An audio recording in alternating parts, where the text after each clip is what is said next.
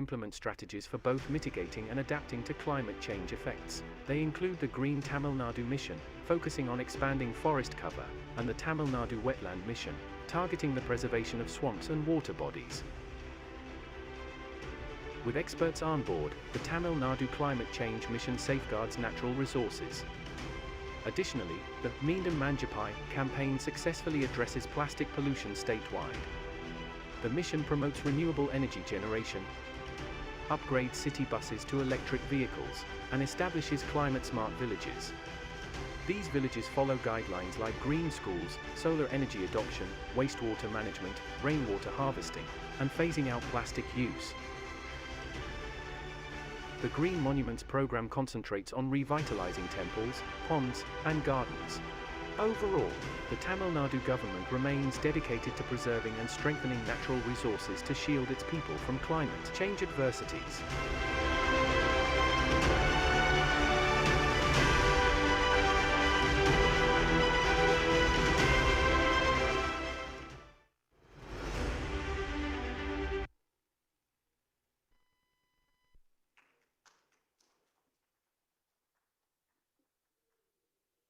Ladies and gentlemen, please join me in giving a very, very warm welcome to the dynamic and incredibly passionate Additional Chief Secretary, Department of Environment, Climate Change and Forest, Government of Tamil Nadu, Trimati Supriya Sahu, ma'am. Ma'am, if I can request your presence on stage.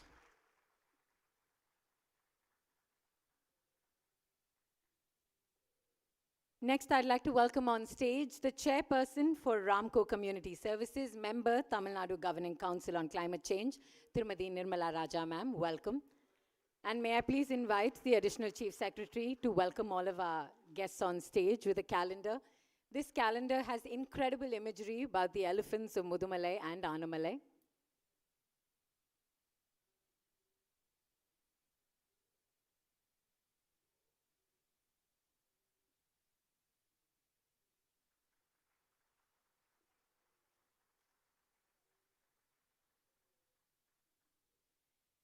Next, I'd like to welcome on stage the founder of Fool Co., Thiru Ankit Agarwal. Welcome, sir.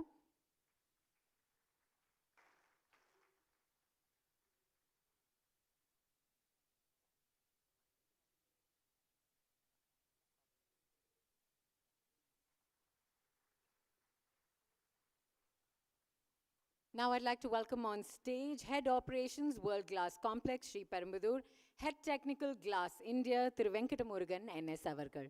Welcome, sir.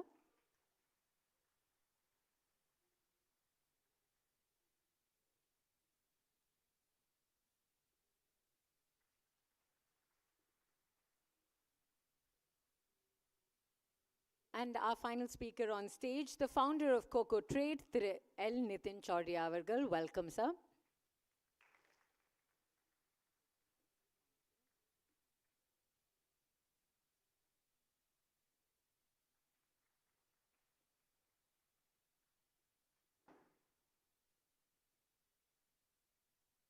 I would now like to invite the Additional Chief Secretary, Department of Environment, Climate Change and Forest, Government of Tamil Nadu, to please present the Tamil Nadu Climate Initiatives.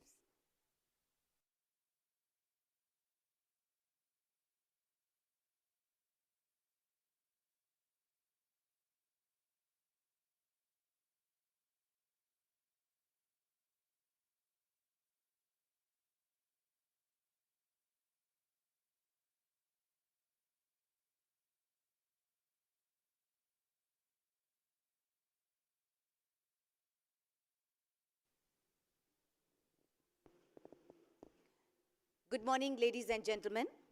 I take this opportunity to welcome our speakers on the dais. I would take this opportunity to especially welcome our keynote speaker, Madam Nirmala, who is also the member of our Governing Council, and a very, very warm welcome to the other speakers.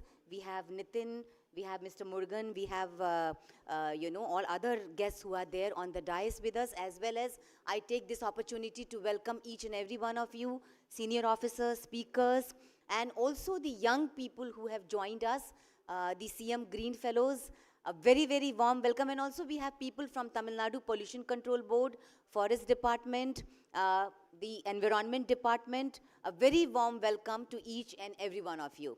So today, since the time is very limited, we thought that we would just kind of start off by making a short presentation about the initiatives that the government of Tamil Nadu has taken, which will set the context as to what exactly we are talking about. So can we have the presentation? Oh, they have this thing. So meanwhile, can we have somebody else? Will you take some more time to make the, to keep the presentation ready? It's ready? Okay. 1 minute? Okay. All right. So let me take this opportunity.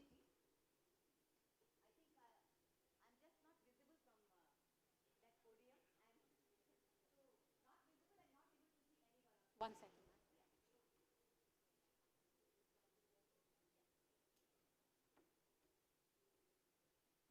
Thank you. Yeah.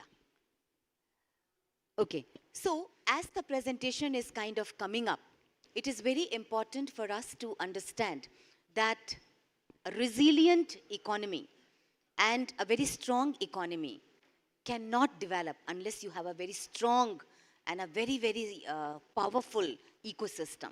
And that includes the preservation of our biodiversity, the empowerment of the local communities, and a very strong policy framework which actually details all the action that we need to take.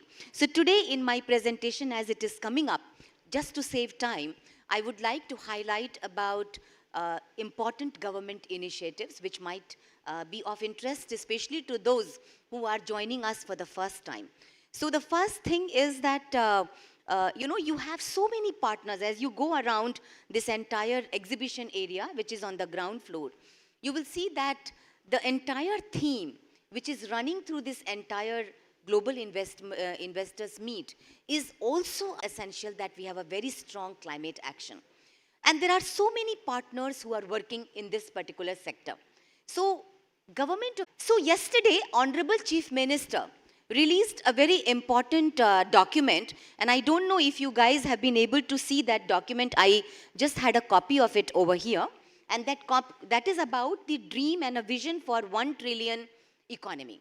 So as you can see here, in that document, which actually lays the pathway for the 1 trillion economy, you have 8, action points. And I think the lower ones are not visible. So you have to maybe reduce the magnification a little bit. So there are 8 action points. And as you can see, there are 4 action points which are in yellow color and 4 action points which are in green color. And that's the motto for us. So what the document says, that the Tamil Nadu's vision towards a 1 trillion economy, it hinges on the climate conscious growth. And if it cannot be sustainable and climate conscious growth, it is very difficult for us to achieve our objectives. So if you look at this particular slide, what does it talk about? It talks about a very strong policy framework. And these are basically the top 4 boxes that you see. These are the boxes which are mandatory. The green boxes are basically the enabling provisions. There are some chairs in front. Please feel free to come forward. So these are enabling provisions which are in green. If you can just please make it shorter, then others can see. I'll read it out for you. Now, policy framework, monitoring and evaluation, sustainable planning, climate adaptation and resilience plan, and I'll read it out, the green ones, which is sustainable financing, stakeholder engagement, technology and innovation, and global collaboration. So these are the 8 things that we are talking about. Now, you will wonder, these are they look like big jargons, but actually it is not so. If you see, most of these things, to some extent, we have already kind of incorporated in the planning that we have done. And how? I will just try to show that to you. Next one. Now, I just mentioned about the Green Climate Company, so I would not like to go into the details, but I just wanted to mention that for us, this becomes the vehicle to kind of steer the 1 trillion economy growth in partnership with the industries. Next. We have so we have this very clear mandate that has been laid out for the Tamil Nadu Green Climate Company, which is basically the company is mandated to assess the risk and vulnerability, prepare the greenhouse gas inventory for the state of Tamil Nadu, because unless you have that inventory, you actually do not know the pathway for decarbonization. So we have finished the assessment, or we have finished the document for the greenhouse gas inventory. It is under review. And in the month of February or so, we should be able to make it public. We also are working on clean energy transition, transport, waste management, and of course, the clean and green climate resilient agriculture. Government has also set up the first ever Tamil Nadu Green Climate Fund, which is a 1,000 crore fund. This is basically to assist startups and even established organizations. This we are doing in partnership with the Tamil Nadu Infrastructure Management Corporation, TNIFMC, they are here. We will also be partnering with TNIDB in a big way, and I have our partners from TNIDB also over here. So basically this 1,000 crore fund is to support projects in circularity. For example, it could be plastic circularity, e-waste management, it could also be construction and demolition waste, and it could also be decarbonization pathways for the industry. So that is another area where we are working. Though it is 1,000 crore funding available at this point of time, but we do have the green shoe option of adding another 1,000 crore to the fund, to the Green Climate Fund. And we become the only state in India to have a dedicated climate company. And we are also again the only state in India to have our dedicated climate fund. Next one. Thank you. We again, the state has always been very progressive in ensuring that whatever growth trajectory that we are charting for ourselves, it should be based on data, it should be based on evidence, and it should be based on science. And our climate action is nothing, but it is all of that. So we have set up a governing council under our Honorable Chief Minister's leadership. We have Mr. Montek Singh Ahluwalia, Mr. Nandan Nilekani, we have Mr. Eric Solim, Dr. Soumya, and we have Dr. Ramesh, Mr. Sundarajan, Nirmala Madam is here with us, and we also have Dr. Ramachandran. So as you can see, it's a mix of the scientists, people who are policy makers, people who are data crunchers, and people who have some way or the other have been shaping the destiny of our beautiful country. So I'm very proud that they are, in partnership and in collaboration with us. Next one. Yeah, so just quickly about Green Tamil Nadu Mission, because some of you might be interested in collaborating towards making the state, pushing the state towards the 1 trillion economy. So we have the data is in front of you. But here, the point is not about the data. The point is about the collaboration, community engagement, and taking the climate action to the grassroots level. This slide is about that. Next one.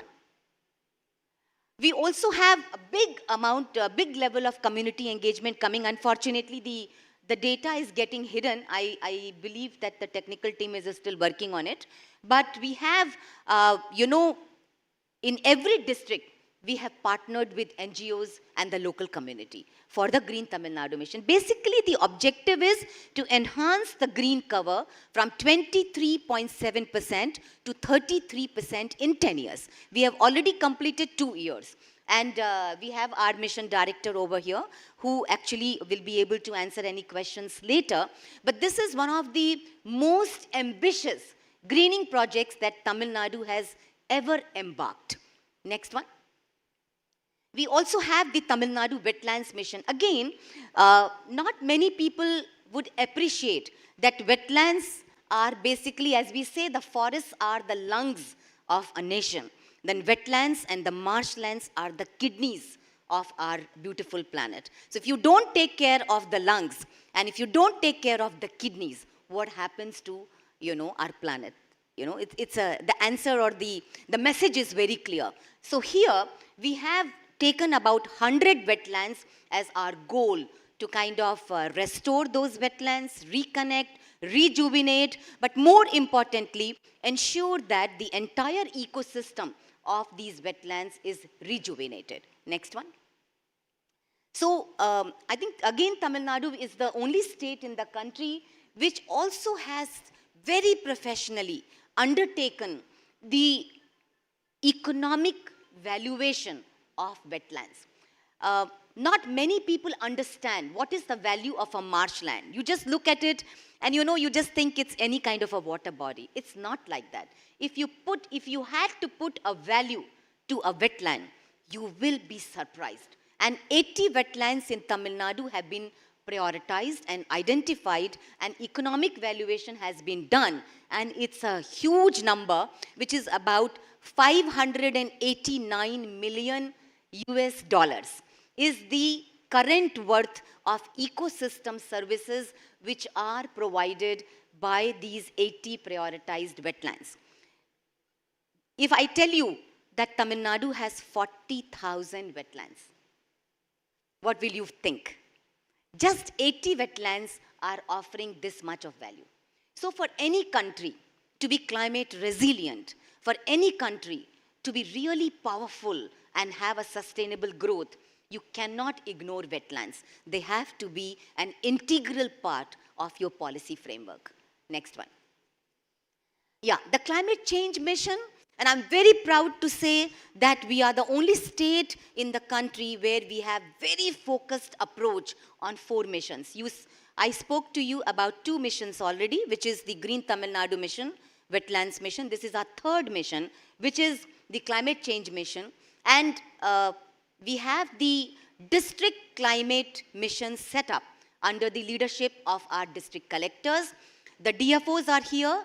The district forest officers are the first ever climate officers of India, first time appointed in Tamil Nadu. We have and the first time I'm very proud to present to you our green fellows. We have 40 green fellows who are seated over here. They are the Honorable Chief Minister. They have been selected under the Honorable Chief Minister's Green Fellowship Program. So they represent that young generation. They represent that green thinking power that our country needs to create. And we have taken very powerful steps in this direction, because just imagine, this scholarship is for 2 years. And after 2 years, when we get these green fellows with a fantastic orientation at the grassroots level, you have this young green thinking integrated into our project. And I think they can be taken by several industries, to kind of lead their green initiatives. And also we have the programs. I'm not going into the details for the paucity of time. The 25 green schools. We are also setting up 4 carbon neutral hubs, or the districts as you may call them. So we have Nilgiris, we have Coimbatore, we have Virudhunagar, and Rajapalayam is our pilot district, and Nirmala will be talking about Rajapalayam in a little bit more detail, and we have Rameshwaram. So these are the carbon neutral hubs which also have a lot of connection with people. So we are in the process of developing those carbon neutral hubs. Also the climate smart villages. At this point of time we have 11 climate smart villages, but our objective is to have all the villages kind of joining this particular program. Next one. Yeah, so I already spoke about it. We can go to the next thing, please. Yeah, this is the launch of the Honorable CM's Green Fellowship Program. Next one. We also have a climate studio, and perhaps again the only state in the country to have set up an apex level climate studio. I mentioned to you earlier that our program is based on data and science. We have 20 young scientists, and I would request industries, those who are present here, if they need any kind of information and data about the climate modeling for a particular region, they are most welcome to access the data from our climate studio. And this climate studio is run in Anna University. It has already done sectoral vulnerable assessment and the risk assessment for 6 important sectors. And that includes agriculture, water, it includes forestry, biodiversity, industries, whatever areas that you want to have the information, they will be able to provide this information to you. Next one. I spoke about the climate smart villages. The first village that we are taking up is Pichavaram. Again, the bottoms-up approach is being followed, to make these villages climate resilient. Next. This is our 4th mission. And the 4th mission is not yet launched. We are in the process of preparing the 4th mission. But this is basically a coastal resilient mission. Or you would like to call it as the Tamil Nadu coastal mission. Tamil Nadu has the, a coastal length, the 2nd largest coastline in India, which is 1,076 kilometers, 14 coastal districts in our beautiful state, and several initiatives that you can see are here, but I just would like to highlight 1 or 2, which is about the mangroves, seagrass, and the blue carbon solutions. Now, talking about mangroves and seagrass and corals, it is extremely important for all of us to understand that if you lose this beautiful biodiversity, you are not going to get this back again, and that can be devastating. Therefore, we have a plan to restore all the mangroves, wealth that we have in Tamil Nadu. We have about 40 square kilometers of mangroves in Tamil Nadu, and our plan to add 60 square kilometers, plus it has some data about the restoration also. So about 60 square kilometers is what of mangroves is what we will be adding. Here, there is a potential of the carbon credits, which the industries may be interested in towards a sustainable growth. And that is when it is important for me to mention that we are also a state which has almost finalized the carbon credits policy. So it is in circulation stage at this point of time, but we are very confident that in a shorter period of time, we should be able to lay a very, very good framework for the, for industries to access carbon credits. But once again, I always mention this, carbon credits are not only carbon credits, they are also biodiversity credits. And we are in a process of ensuring in our carbon policy that communities get the maximum benefit out of this carbon trading that we might be doing. Next one. Yeah, so I've already spoken about it and the time is limited, so I'll skip this slide. Next one. I spoke about the Green Climate Fund, 1,000 crores. Please, next one. Yeah, this is something which is very important. When you go down to the exhibition area, you will see that we have a grassroots intervention initiative that we are planning to introduce, which is an eco-pod. Many of you would have heard about it earlier also. We have a very important aspect that we need to look at, which is a huge strength of SHG women. We have about, in fact, this data is hidden, so let me read it out for you. About 198 billion US dollars of worth of microcredit has been obtained by the SHG women in Tamil Nadu, and that actually details the kind of strength that we have. So we want to build on climate resilient, taking these women into account and using basically, kind of collaborating them. I think that's the correct word. Next one. So 500 eco-pods is what we plan to introduce. Next one. Yes, there is a small film on that.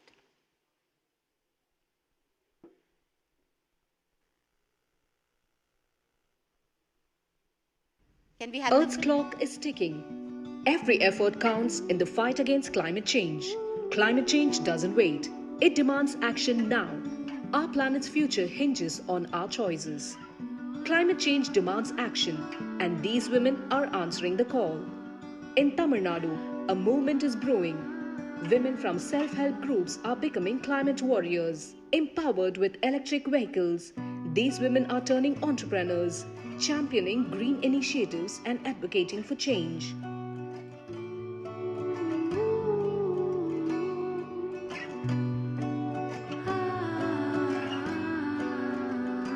They drive e-autos, not just to sell eco-alternatives, but to ignite conversations on climate change and sustainable living. With painted vehicles and persuasive messages, they are reshaping mindsets, urging action for a greener tomorrow. These women are more than entrepreneurs. They are ambassadors for a sustainable future. Join their movement, support these climate warriors. The future is in their hands. Climate warriors, pioneering change, empowering future.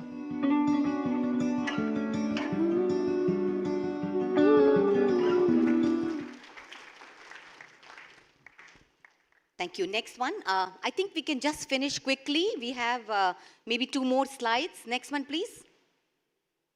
Yeah, I think we can skip this slide. We can go to the e-waste film. I just would show you 2 films and then we can close it. Yeah, just go back, please. Yeah, this is something that I wanted to talk about. Just a previous slide. Our Mindum Manjapai initiative. If you look at this entire plastic initiative in Tamil Nadu, we have been able to kind of bring an integrated program and, this one.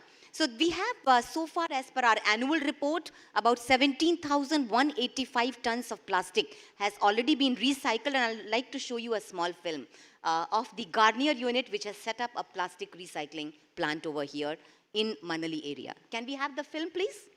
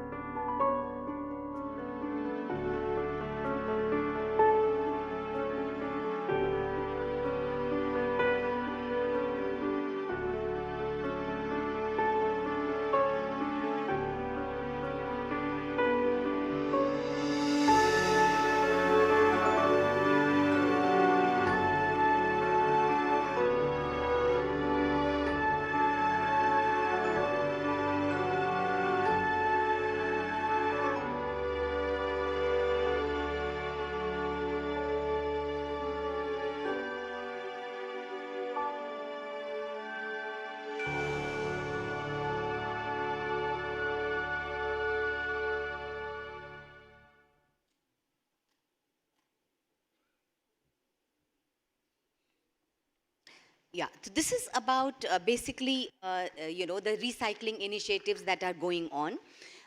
We spoke in the beginning of the presentation about the circularity in action. And I have 2 more films that I would like to show you, just 1 minute each, and which is about how industries which are located in Tamil Nadu can partner, collaborate with the Tamil Nadu Pollution Control Board to bring circularity in action. And here is a short film on e-waste.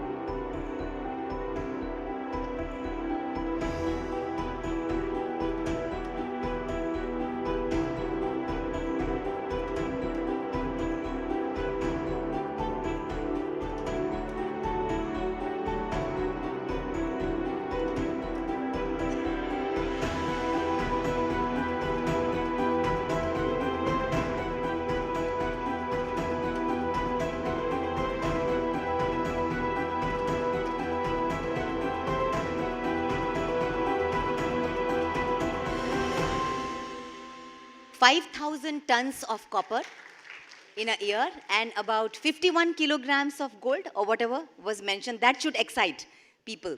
So all the phones that we have in our hands or the laptops that we use or the desktop that we use and we throw it so carelessly, you could actually extract all these valuable materials out of it. So this is a plant that has been set up. We have 6 similar plants set up in Tamil Nadu. We also have the construction and demolition waste management plants which have already been set up. Tamil Nadu Pollution Control Board has, are we showing this film? Yeah, construction and demolition waste. I think we can avoid it because the time is up. So I like to finish. You can go to my last slide. Yeah, so I think the time is short, so maybe, sometime later, or those who are interested, we can send you the link of the presentation. But I just wanted to mention here that it is extremely important for all of us to understand that without a very resilient, climate, any kind of a sustainable growth is not possible. So here are the initiatives which are highlighted in one particular slide, which is greenhouse gas inventory already made ready. Pathway to net zeros are going to be drafted after we get the GHG inventory. We also have several other grassroots initiatives, and this is just a snapshot of what we are doing. Rest we can discuss at the time of the question and answer, and I take this opportunity to thank you for your patience. Thank you very much.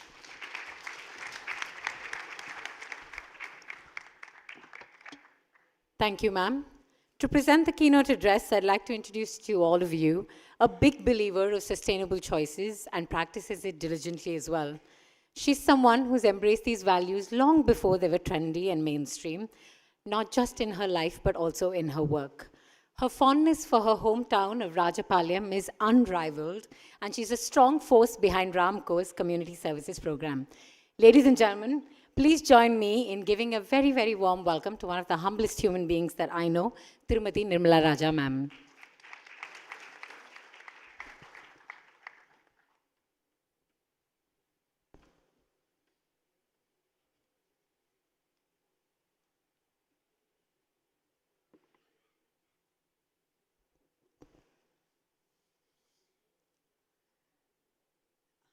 Namaste to everyone.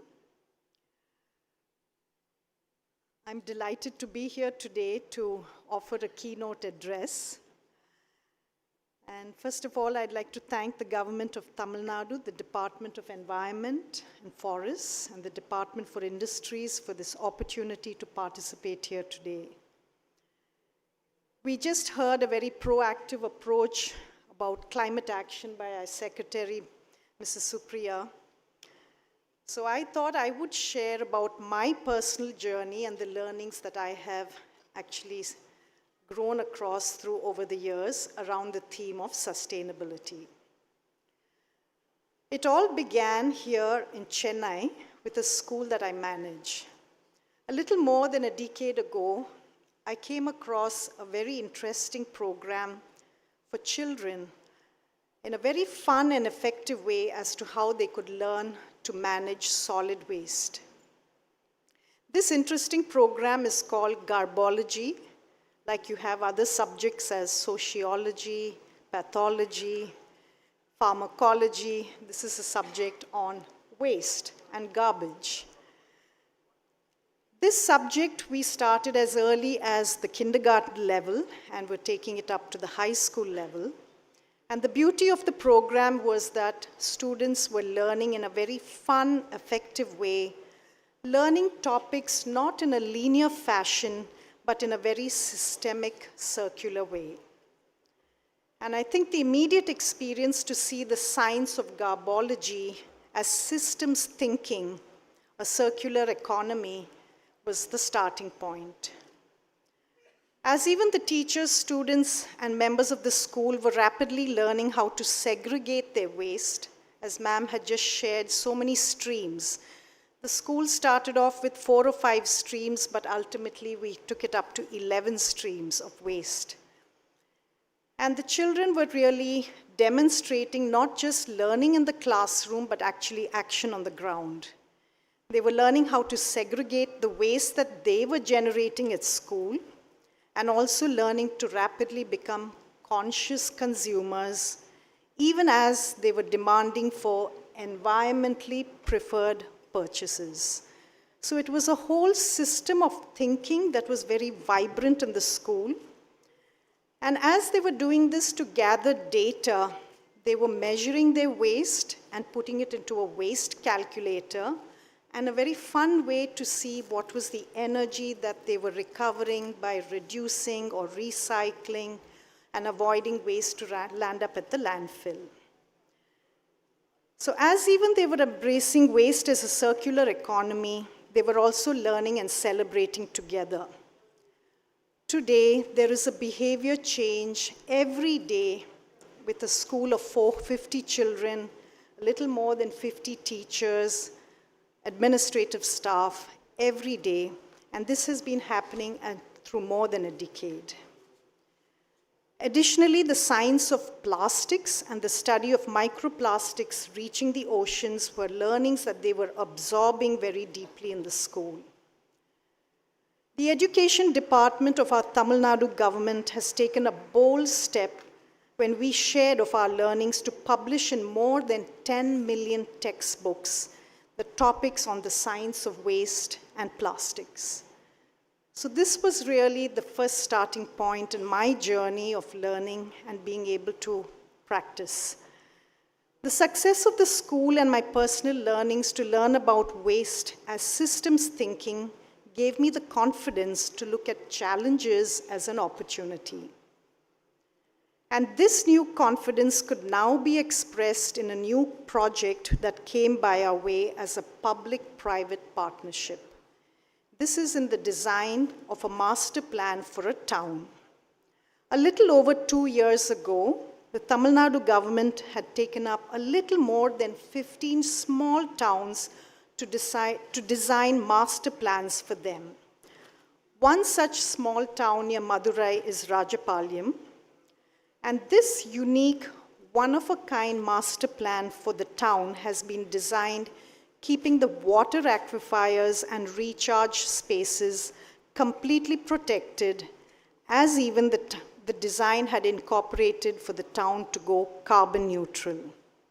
Keeping these two central principles around which all the spaces of the town were zoned and designed. At every stage of the design, a participatory approach to involve the people of the town to lead the design and to be involved to manifest this master plan was the beautiful energy. So for the first time in India, I feel Tamil Nadu has again been in the lead and has published actively a website for 60 days for citizens of the town to study the maps, to engage in feedback and creative ideas, and in the design of their own town for the future plans. The government has now completed the design of the master plan, and it is truly one of a kind and a model for the country. The master plan, since we are attending a global industries meet, I felt for the audience to share that the master plan clearly leads up for industries, investors, businesses to thrive successfully as economic progress, as even the environment thrives as good water management, energy management, waste management, and creating green spaces. Tamil Nadu government, under the leadership of our Honorable Chief Minister and his team of ministers and our amazing secretaries and bureaucrats, are at the forefront of looking at economic progress in harmony with ecological responsibility.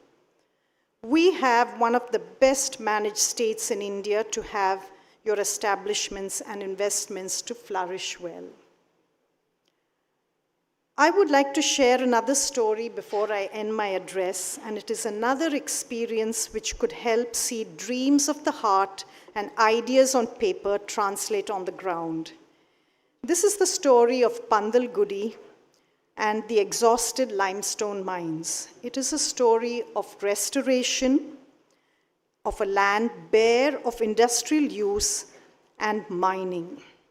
Ravaged by decades of mining and extraction of resources, the Ramco Cements Company have chosen to take a social responsibility to restore the landscapes and the spaces.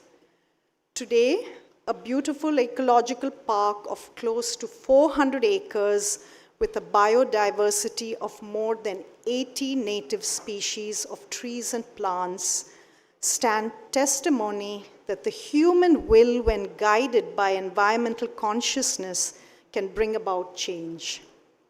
I'd like to play a short video for you to see the transformation of the Pandalgudi mines.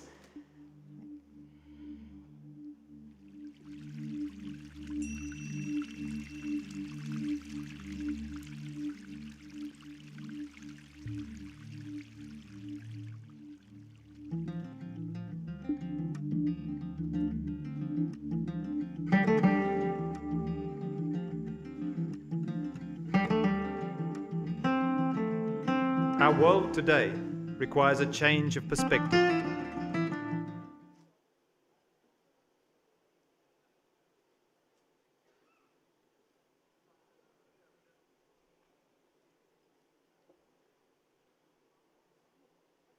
As we wait for the video, I'd also like to share that progress is also being done for the next 400 acres of the mines to work on the restoration. And equally, wherever there are projects that industries are setting up, we hope that this can be a model for others to emulate and to take up.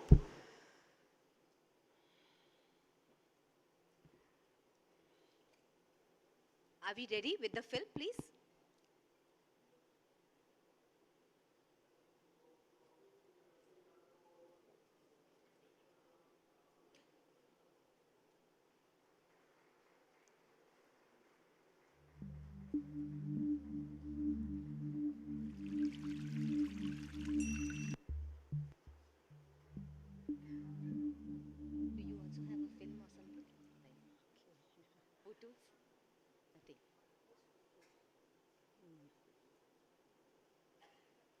Should we play it later?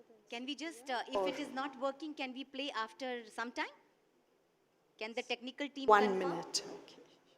Yeah? After some time? Okay. So Okay. Nirmala, maybe after the Sure. session gets over, yeah. I'd just like to take this opportunity on behalf of the government to share again that Tamil Nadu is at the forefront of launching its very own climate change mission, and our leaders are taking the issue very seriously, and Tamil Nadu is paving the way for a greener, more resilient future for the next generation. You and all of us have a beautiful home in Tamil Nadu. Thank you.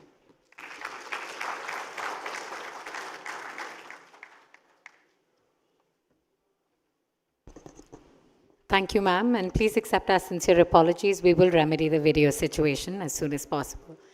Ladies and gentlemen, circular business models are special in the sense that they look for value creation in places usually of very little interest to companies that operate in traditional linear production paradigm. I believe the video is ready for us. Can we have the audio as well, please? In a little over 18 months, this flagship restoration project, our world designed today by Oroville Botanical Garden perspective, has planted over 200,000 trees and one shrubs that allows us to see it from a wider point of view. And this is just the beginning. One that long-term vision over the next 5 years is to cover 800 acres. And a commitment to the future of our environment. This will be a land that welcomes people, young and old, in Panda, who are ready to witness South India, the power of nature at the mines to restore the environment around us. We are able to witness such a project. One that has transformed a worked out mine into a landscape of hope. We are working with local plants that will inspire us the area, our thinking from a barren, about the way we wish to leave the planet, into one that is now future generation over 80 species of native trees and shrubs. In a little over 18 months, an ever-increasing population, this flagship restoration project, butterflies, designed by Oroville Botanical Gardens, has planted over 200,000 trees and shrubs. And this is just we are rebuilding a resilient as the long-term vision over the next 5 years profound impact is to cover not only on the local environment, but one that would reverberate around the mining industry. This will be a land that Ramco is showing a new way forward, who are ready to move into the power of nature to restore the environment around us. Together, we are creating a better future.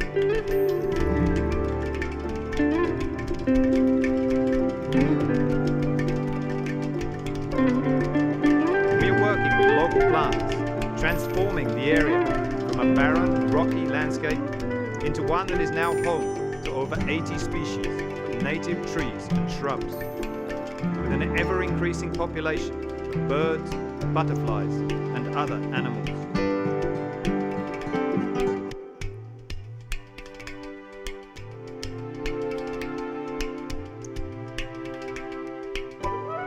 We are rebuilding a resilient ecosystem that will have a profound impact not only on the local environment, but one that will reverberate around the mining industry.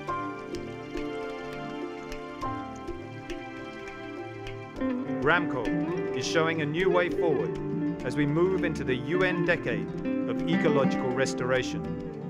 Together, we are creating a better future. Our world today requires a change of perspective, one that allows us to see it from a wider point of view, one that recognizes long-term planning,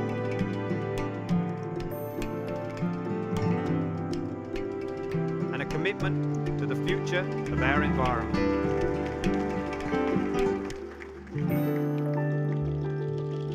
In Pandalguri, South India, at the mines of Ramco Cements. That was truly incredible. We're really grateful for the fact that you shared the video here with us, ma'am. Thank you so very much. Ladies and gentlemen, I'm about to introduce to you the founder and CEO of a social enterprise that's pioneered flower cycling technologies to reduce the pollution in the river Ganga by upcycling the vast quantities of flower temple waste in India. They've been awarded the Fast Company World Changing Ideas. They've been recognized by Forbes, Fortune, Business Insider, and the Stanford Social Review.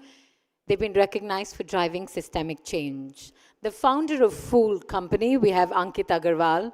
He was named a Queen's Young Leader in 2017, is both an Echoing Green and Acumen Fellow. He's received the prestigious United Nations Young Leader for Sustainable Development Goals Award, the Takeda Young Global Entrepreneur Award, the Unilever Young Entrepreneur Awards, and the GSG Millennial Honor.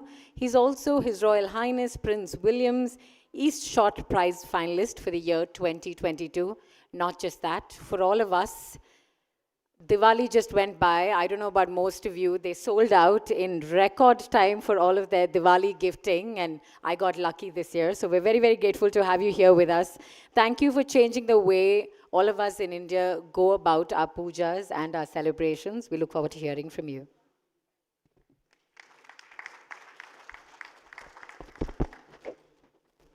Can I quickly have the slides, please? Perfect. Okay. Am I audible? Perfect. So first of all, before I start, I would like to thank each and every one of you to take time out to be in this room. Because I've been to investor summits in about 4 states, and nowhere there has been a focus on sustainability by the Environment Department. So first of all, thank you for this opportunity and being here. So now in India, every single day, more than 500 million Hindus, we go to temples and we worship. We offer flowers to our gods. But hardly does anyone think what happens to these flowers afterwards. Sadly, these sacred flowers are dumped into water bodies like the river Ganges, or we leave them under the banyan tree in the temple compound. Next slide, please.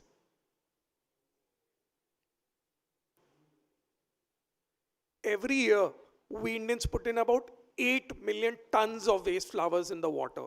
Flowers that rot, flowers that are loaded with pesticides and insecticides, flowers that create a havoc in the fragile ecosystem of the water body causing irreversible damage.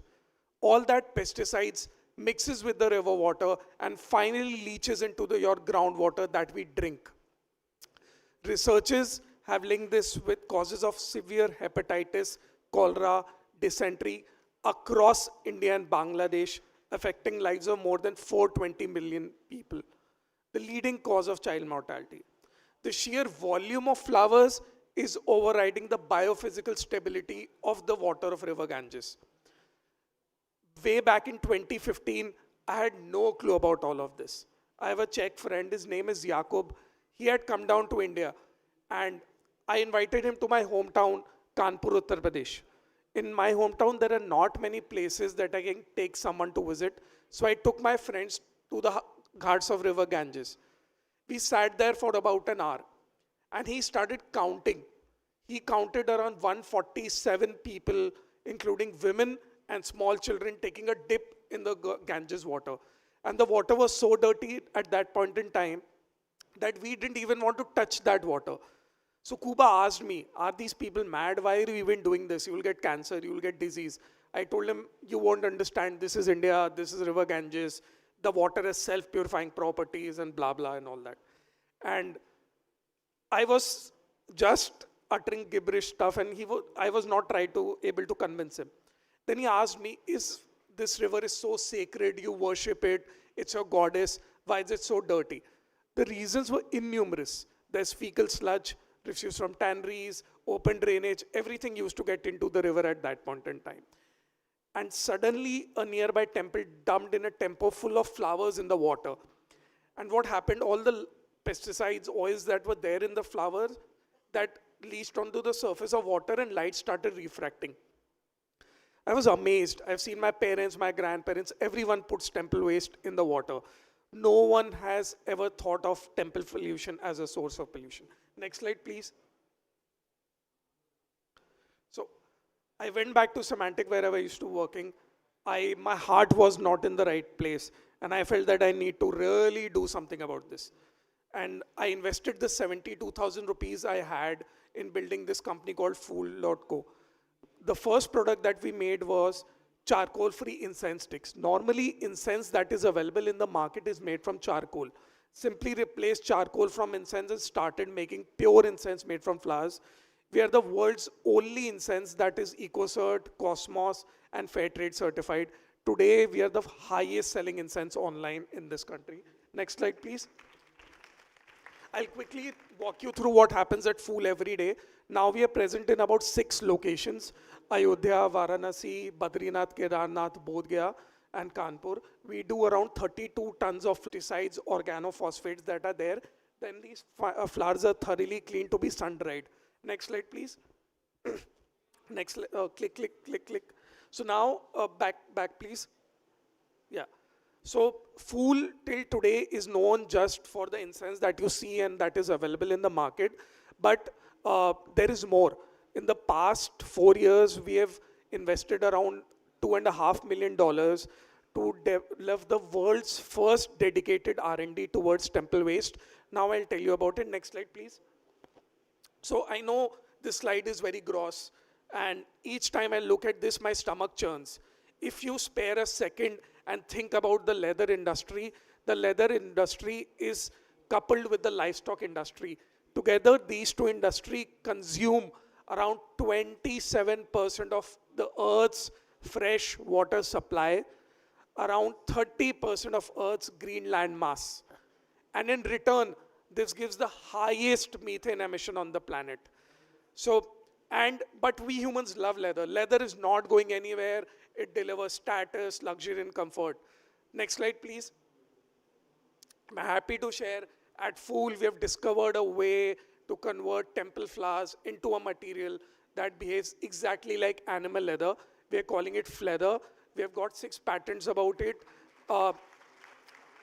You can fine-tune the material to have any kind of elasticity, tensile strength, any kind of finish.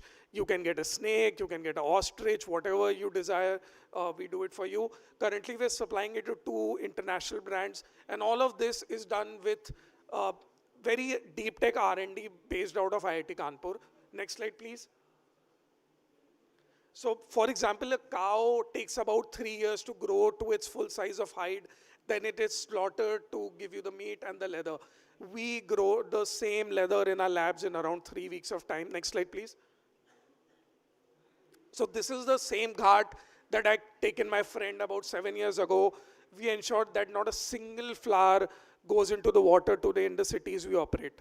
Next slide, please. So I'll quickly share about what's closest to my heart in the work that I do at Fool. So in India, there are about 1.6 million manual scavengers.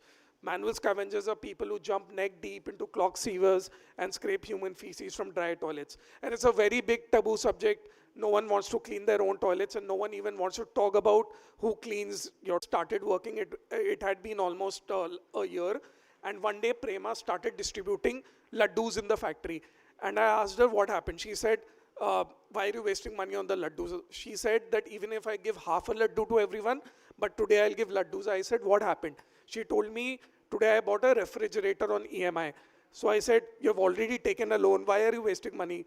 So she said that when she was 19 years old, the place where she used to clean the toilets, she wanted to have water. And the owners didn't want her to touch their utensils, so they didn't give her water. After working with Fool for about 8 months, she was able to save enough money to buy that refrigerator. And then she said, this morning, my so-called upper-class neighbors, their kids came and had water from my refrigerators. So now my kids are... So this is also an old picture. We are like about 800 people now. Thank you. And I wish you a very successful gathering. Thank you.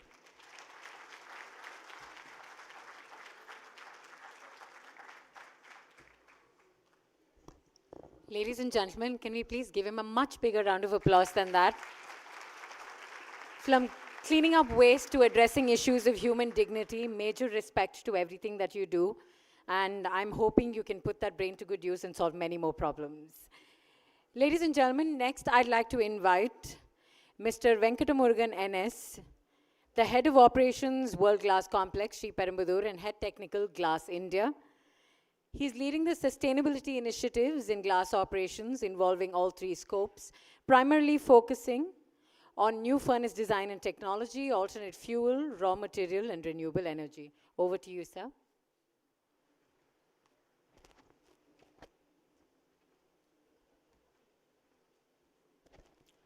Good morning, everyone. While the slides are coming up, I just want to thank everyone here, Supriya ma'am, the Tamil Nadu government. I see a lot of senior government officials are here from Pollution Control, Forest Department, and several other departments, industry friends, and the visitors, and particularly the youngsters. Quite happy to see. When I walked in, Mr. Supriya ma'am told me that while you talk about your organization, what you're doing, also talk about what we should be doing together along with the government. So what more can I ask, ma'am? You have represented the government here. You have represented and very strong company in India, Ramco Siemens. In fact, ma'am, she just left. I wanted to actually acknowledge, I've seen the film before. Huge respects to the company, the Indian company, which really did such a nice, the business which we are in, which are quite similar to what the Ramco Industries manufacturing is related to. Highly, hugely respectful company. And asking us, a multinational company which has 3.5 centuries more of presence in the manufacturing. And also the two youngsters. I think it's a very nice composite mix, looking forward to future, learning from the past and what is the priority for today. And also I acknowledge you to have got all the fellows here. They are going to really drive, taking the ideas. That's really fantastic. So, as I already mentioned, Saint-Gobain is a French company which has been in existence for 359 years to be precise now. Started by King Louis XIV. It had started for making mirrors and glass and all products for home. Today, we continue our journey to not only making glass, but also to make all the products except cement and steel that goes into making our home. When you look at manufacturing, generally any citizen, a public is very concerned about the huge amount of energy that we spend and also the emissions that goes with that. but home is required for all of us. How sustainably we can make the home is the way in which we are trying to look at. And our company, which has been in existence for 358 years, making largely the products for home construction, would not be surviving for so long. I tried to Google search to see if there is a company better than ours who has been longer than ours. I couldn't find an organization. So there must be something our predecessors have done and our present people are doing. And it's a legacy that we also wanted to create in India. The 25 years that we have been, it's just a quarter of a century.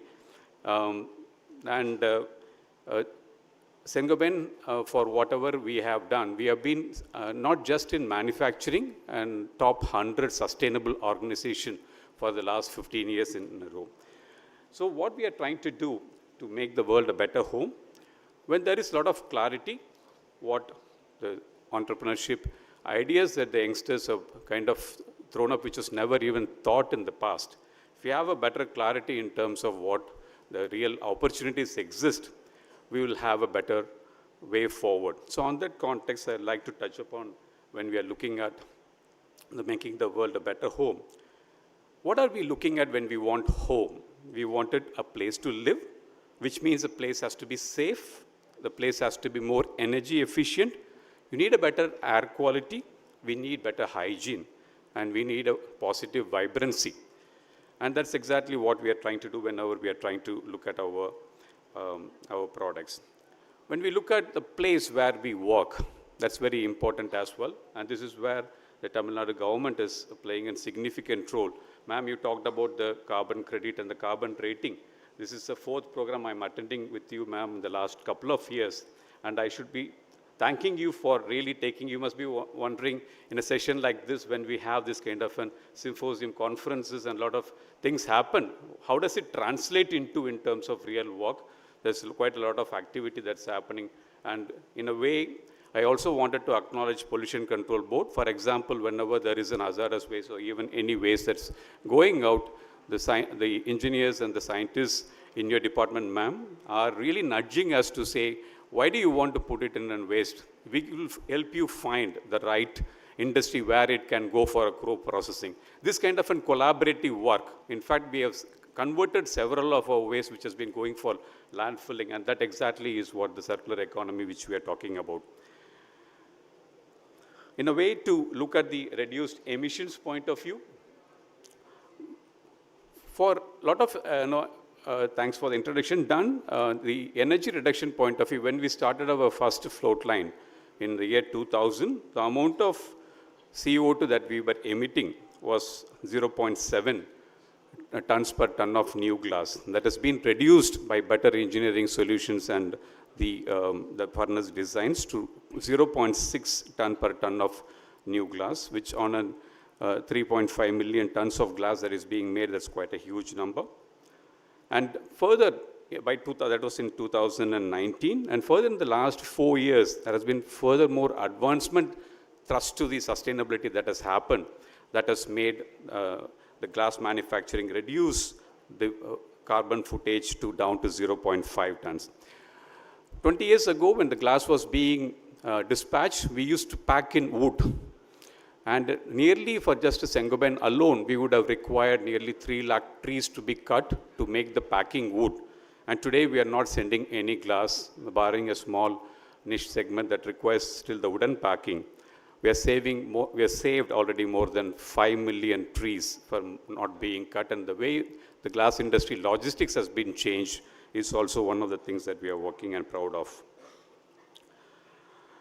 In terms of green manufacturing, which you talked about, since the slide is up, classically the glass is made, there is 82.3 kg becomes glass and 17.7 kg comes out as CO2. And today we are really looking at how are we going to use alternate raw materials which doesn't have carbonates. So instead of using calcium carbonate, sodium carbonate, and magnesium carbonate, can we use magnesium silicate? Can we use calcium silicate? Can we use sodium hydroxide? These are all not very easy to be used. Glass as a product has been there for 6,000 years. And largely the products that has been used were related to the carbonates, and today there is a wind of change that's happening, forced by the sustainability. And even the small proportion of the CO2 that will come out of the alternate, of the raw materials and from the fuel, can we convert that? That is the carbon circularity that we are talking about. There is an industry, for example, to manufacture urea or soda ash. They take the CO2. And whether the CO2 that comes out of it can be used up in a circular way. That is the direction in which there is a technology that is available. And also in terms of talking about the circular economy, the building demolition waste that the Chennai Corporation and Tamil Nadu government is really looking forward to. We can use all of them, and in our group we also have a plaster business. Instead of using an 1-inch thick plasters, it already has a 6% recycled content. It can go up to 20% recycled content, the plasters. The building demolition waste can go into it. And in this product of plasters, actually by way of the CO2 that is coming out of our emissions, can carbonize it and make the product strength more than 55%. So there's a lot of, with the advent of pure science, there's quite a possibility. So on the couple of slides that went up already, I just wanted to say, the recycling, like Ankit mentioned about the fool.com, the glass recycling is quite strong, and India is a growing country. To get the glass back after the reuse is also not so easy. Normally, a life cycle of a glass is about 30 years. So which means that the glass that has been produced on an average 30 years back only can come back to the recycling. And 30 years back, the glass market in India was only 1 lakh tons. And today we are talking about 35 lakh tons of glass being manufactured. And so which means for all the glass to come back, we are taking a lot of efforts to see how we can avoid using the virgin raw material. We also talked about, we are quite proud that on the World Environment Day in 2023, globally, Saint-Gobain has been the first to make a low carbon glass. That was in 2022 in France. And in India, we are again the first to make the low carbon glass. When we filed our EPD, the Environmental Product Declarations, we estimated this to have 40% reduction in the CO2, but then it ended up saving 54% CO2. So that is the low carbon glass that we are talking about. And coming to the rainwater harvesting, that the nice reservoir that you saw, we have a reservoir, 2 reservoirs for 15 crore liters. We are actually consuming more than 80% for the last couple of years consecutively, thanks to the good rain that we are having. For our process are coming only from the rain, and even the remaining 20, we are taking only the TTRO water coming from the SIPCOT. And coming to the trees, so today we are proud that our campus, though it's now nearly full with all the industrial activities that has happened. And I'm also happy to say that while talking about our factory in Sri Perumbuthur, Saint-Gobain, as I said, is a 358-year-old company. And within the 23 years of operation, to be 24 years of operation, this site is already the largest out of the 1,600 odd entities that Saint-Gobain has globally. And that, I think, the drive comes from the way we are sustainably working on. So within the campus and the OSR land that we have taken from SIPCOT, we have more than 1,60,000 trees that has been planted. And if you can go to the next slide, please. The last slide but one. So thanks to, I see a lot of familiar faces here who have actually visited our plant. The next one, please. The Chief Minister actually inaugurated this OSR land less than 2 years ago. And this visits by the IFS forest officers and the district environmental engineers from the Pollution Control Board. They not only visited our OSR land, or the urban forest as we call, they also visited the entire factory for more than a day. And they were giving us a lot of interesting insights about how we can work together. And this, ma'am, exactly is the collaboration that we are talking about in terms of how positively the industry, the government, the regulatory bodies, and the startups and the young minds and the R&D can work together. And we are here to collaborate with the government, 100% of what the guidelines are. It has been a good journey so far. I'm sure it will continue with the kind of momentum that we see here. Thank you so much, everyone. Thank you. Thank you, sir. Thank you so very much. Our next speaker is India's first certified chocolate taster and judge at the International Chocolate Awards, ICA London, and a cocoa post-harvest professional. He's also a retail business consultant with over 15 years of experience in the Indian FMCG business. Welcome, sir. Ladies and gentlemen, I would be remiss if I didn't introduce him fully. Please put your hands together. Join me in welcoming Mr. L. Nitin Chaudia.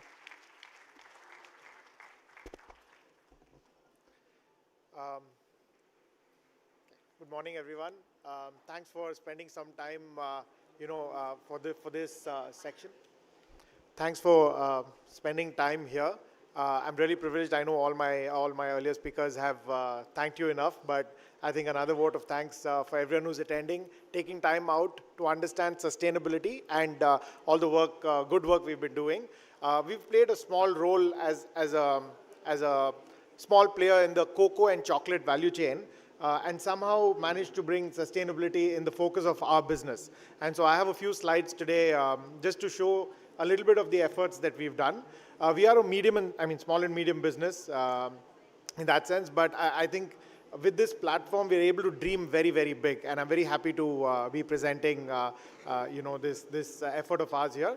And thanks to ma'am to invite us here to be able to do this.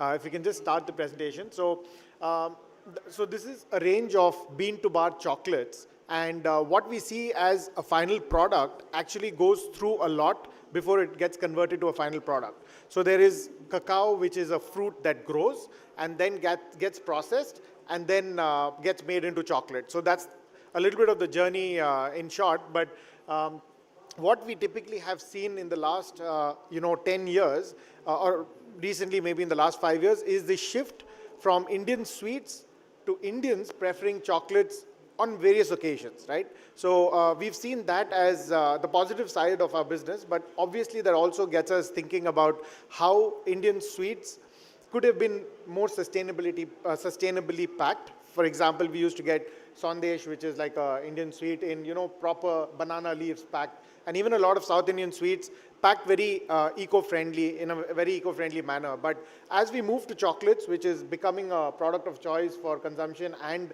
also gifting, it has really meant that we need to think about how we need to preserve the environment while this is damaging it in many ways, more ways unseen than seen.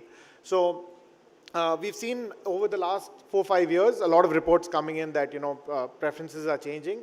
And we've worked quite hard from 2019 to ensure that we do our bit, being a small brand, making a difference in the chocolate and the cacao industry. The next slide. So also, just to bring to note, I'm sure a lot of people know, but circular economy is something that drives us as a brand, and I think there are opportunities for everyone in the FMCG space. We operate in a small niche, which is chocolates within the FMCG space, but we saw a couple of examples of Garnier, for example, who's doing a lot within the circular economy. So we get inspired a lot by, the large multinationals trying to do their best. We believe we come with a little less baggage, so we're able to do a little more and bring a lot more dreams of our dreams into action. So I'm just going to take you through a few of our efforts going forward. So the first problem we have is cacao itself as a raw material to make chocolate is highly unsustainable from a farming perspective because it needs a lot of water to grow. Followed by which there is processing that needs to happen, which is again obviously energy intensive, and then finally the packaging, which brings a lot of dissatisfaction to us when we're trying to find solutions. So a lot of packaging is plastic based in the chocolate industry. Also because gifting is a big part, and usually when you gift, you will want it to look glamorous and have all the golden foils and all the plastic that looks quite jazzy and giftable. So that's been a perennial problem across the industry, and we've done our bit to kind of solve it. 2018, what actually inspired us to, looking at circularity in the chocolate industry is there was a deep sea diver, an American lady who went the deepest possible she could in sea, and what she actually came out with was some chocolate wrappers, some plastic chocolate wrappers. And I think that is reason enough for everyone to get concerned about what we are doing, but that's something that inspired us to make a difference in a small way we can. Next slide. So just a quick introduction. I think I've already been introduced. I'm a certified chocolate taster, but most importantly, it is the value chain that we work in. And starting from the cocoa post-harvesting is where we start our efforts, trying to make the entire value chain more sustainable and circular as much as possible in nature. So this is what the final result of our efforts are. A chocolate bar, which is the first chocolate bar in the world that follows the circular model effectively and is also a zero waste model. Next. But it has to start from the farm, right? So at the farm, we work with farmers, a lot of cacao farmers in the south of the country, and we've started to change their traditional post-harvesting practices to make it more sustainable and, of course, improve quality and the price that they get, as a result.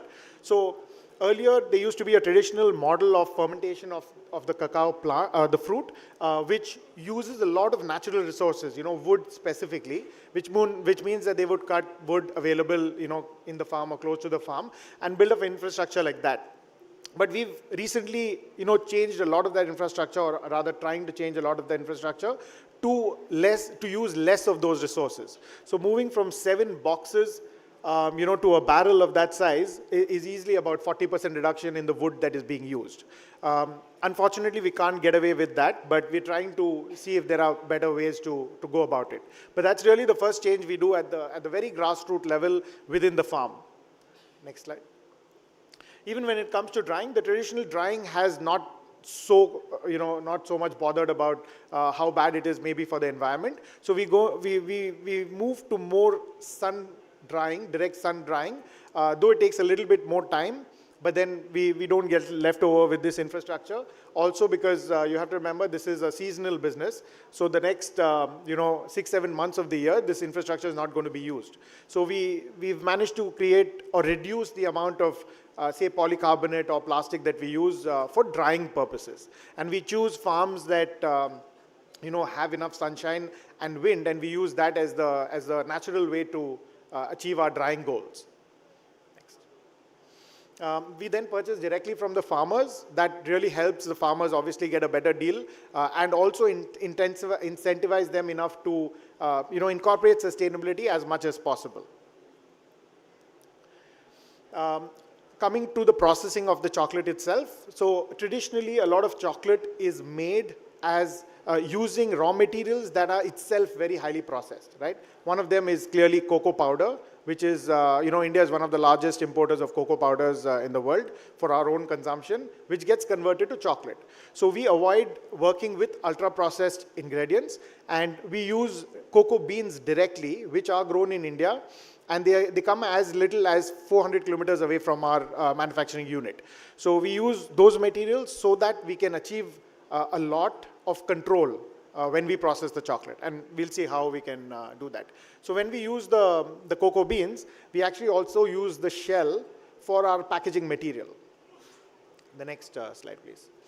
So while we manufacture, we of course try to use more energy efficient equipments, which are a part of our continuous goals, I think, to keep reducing the energy dependency. But our first initiative was to create packaging which would not contain any paper or plastic, because we believe as a business, when we run our business, at least our wish is to not cut a single tree to run our operations and be profitable. I think that's one aspect that we're very, very clear about, because if you're not profitable year on year, we would obviously have to depend on external funding, and that is not sustainable by itself. Business continuity for us is very, very critical. So this is a wrapper which, the beans, cocoa beans, when roasted, actually leave out a shell which gets into landfill. So what we did here was we work with garment factory, the exporters, who make garments, and the leftover cotton fiber or bits is what we put together along with cocoa shells and create our packaging, which then we use watercolors to print on with screen printing alone. So at the entire process, we eliminate the use of too much energy, because chocolate processing itself is very energy centric. So we don't want to add to the energy requirements for the packaging part at least. And then because it's water-based prints, we are able to actually build something which is biodegradable, compostable, which is already upcycled, by the way, and is also recyclable. So for us, this brings us enough joy, working this business, because there's anyway a lot of harm done, and this helps us eliminate or reduce the harm a bit. On the inside of the wrapping, we actually, because we aim to be a zero waste operation, we don't want any resource used to be dumped into the ground without giving a possibility for a reuse. That's been our aim for a very long time. And on the inside of the packaging, we print so that it gives an opportunity for the user or for the consumer to reuse the packaging before he may decide to send it back to us. Right? The next slide, please. And these are just examples of various interesting things that we do. It could become a greeting card, could become a bookmark. We have some chocolate pledges and just some fun things to ensure that we engage with the customer, and even on the inside of the wrapper, there's something for him to look forward to before mindlessly thinking of just eliminating the wrapper. The next phase, please. We then use barcodes pretty usefully, because otherwise, a lot of brochures and a lot of paper has to be used. So our aim, as we said, is to be an operation that doesn't need to cut even a single tree. And we print the, small piece of information, again on the same paper, which is basically upcycled with cotton and our cocoa husks. Because it's a product for human consumption, it adds to the entire equation for us being very convinced that it should be only organic ingredients that we should use. And we don't use refined sugar, because refining itself is a process that can be avoided. So we can afford to use natural sugars, even like jaggery, for example, where the refining process is quite less. Again, elimination is quite difficult, but at least we try to reduce it as much as possible. We do screen printing, and the screen printing is done with an aim to reduce the carbon footprint, because apart from maybe a fan in the room, there's nothing else that is required, in terms of energy to screen print. The next slide, please. And then we use natural flavors. This water flavor, we use natural flavors to make the chocolate. So instead of using essential oils, which is the easier way out while making chocolate, and that's what happens in large-scale production. And this has the real spices that we grow in the country, along with chocolate. So a lot can be achieved in the non-traditional way as well. Shortcuts really don't work on many occasions. We also then have a Madras collection, which is our tribute to the city, because I think transparency is an unsaid requirement. The next slide, please. We do have a box, which is a palm leaf based gift box, which which kind of has depicted climate change through one of the professors' work in the University of Reading, where we move from blue to red, which depicts that the world needs attention, the climate needs attention. Next slide, please. Even our shipping boxes are reusable. So when we ship out boxes on our e-commerce orders, people can actually do a DIY and convert that box into 5 different uses. That's another way for us to ensure that there's circularity before they eventually decide to throw it. So it's about extending the usable life of any resource that we have used. Next slide, please. Last but not the least, of course, there's community inclusiveness, because inclusiveness is, again, also the theme of this conference. But for us, we get our wrappers printed at an organization in Chennai, in Mylapore, which employs differently abled citizens of the country. Yeah, so I think the final slide, the line I would say is, the result of all of this is we've saved 350 kgs of single-use plastic in the last 5 years that we've used, and that's really the measure of our success. Thanks a lot for the time.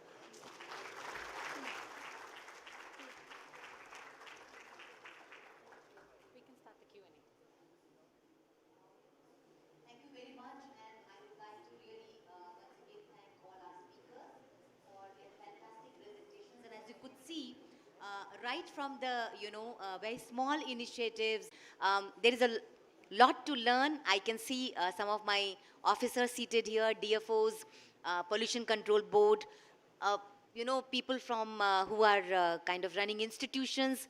The effort should be what was mentioned by Nitin again and again. We do not want to cut a single tree. And again, the messages given very clearly by each and every one of them. Now, I think the time is already up, but maybe I can take 2 questions from the audience. So, please raise your hand if you have a query. Yes, please. What's your name? Yeah, the mic is coming to you. Yeah. Arvind, in the interest of time, we're going to request you to keep the question crisp, Very quick. please. Thank you. The only question is wetlands. When we talk about, I have become a fan of that work. And my question particularly is GCC's idea and are we continuing to only grow the wetlands from here, or is your scope of work to reduce the reducing wetlands which have been taken up by say industries or other housing apartments or something? Basically, it encompasses both, but I think we should try to work on something which is easily doable to start with, because it takes a long time to convince people. So we have started with what is already available and what is most important. So for example, we are starting with Pallikarnai, and you will very soon see some kind of a huge conservation center about wetlands, informing people. So one step at a time. Yeah? Second question, the last one. Yes, sir. I think the time is up. Yeah, I Sir, would there's like a to mic give a right chance next to you, but a we'll just lady. go to that question and come right back. Can you use your mic, please? Can I get you to speak into it, please? My name is Desika. I am really thankful for this session and such information given here. I work on sustainability as well as entrepreneurship development. So my question was, the problem statement given to the students, on college students, is not really clear. They're not getting the problem statement on climate action. So how do we get a collaboration of corporate, government, as well as student technology to come in, and what steps are the government trying to take into getting the problem statement clear in climate action so we can homegrown all the technologies available and put it to action? That's a very good suggestion. I've taken note of it. Thank you so much. Ma'am, I think we have time for one more. Would you like to take one more? Yes, I think, sir. Yeah, please. My name is Sahai Luis. I'm from Oman. Madam, just quick question only. Is there a net zero policy given by state already in the net zero policy 2050? Because country policy is 2070, if I'm not wrong. Gulf, GCC and all 2040 they have policy. Yes. Is there any policy already given by state, or I just want to understand? Our Honorable Chief Minister has already announced that Tamil Nadu will achieve the net zero target well before Government of India. But in order to put a date and a year to that, we would like to go with the science, data and evidence, as I mentioned. So we are already working on our greenhouse gas inventory, which is almost ready. Only when we know our emissions and we know our decarbonization pathways, we will be able to actually pinpoint a particular year. That work is going on. Shortly, we should be able to finalize that. Thank you. Thank you. Thank you, everyone. Due to paucity of time, we will not be able to take any more questions, but we do encourage you to continue these discussions off stage as well. May I please invite Thiru Prashant IAS, Special Secretary, Finance Department, Government of Tamil Nadu, to please join us on the dais to felicitate our dignitaries. May we please begin with the Additional Chief Secretary, Department of Environment, Climate Change and Forest, Government of Tamil Nadu.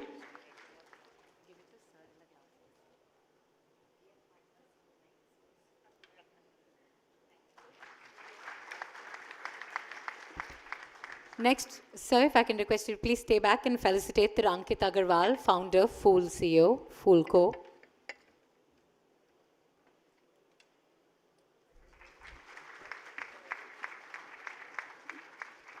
Thank you, sir. Thank you so very much. I'm going to request you to please be seated. May I now invite on stage Dr. Prabhakaran IAS, Managing Director, Tamil Nadu Urban Housing Board, to please felicitate Thiru Venkatamurugan NS. Thank you once again, sir, for taking time to share all of the work that you've been doing there. It's absolutely incredible, and we're hoping more people model that. We'd also like to thank the founder of Coco Trade, Thiru L. Nitin Chaudia. Thank you, Nitin.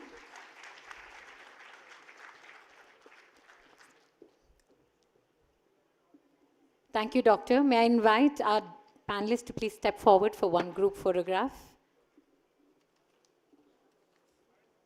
Ladies and gentlemen, with that we conclude the session on embracing climate action through circular economy.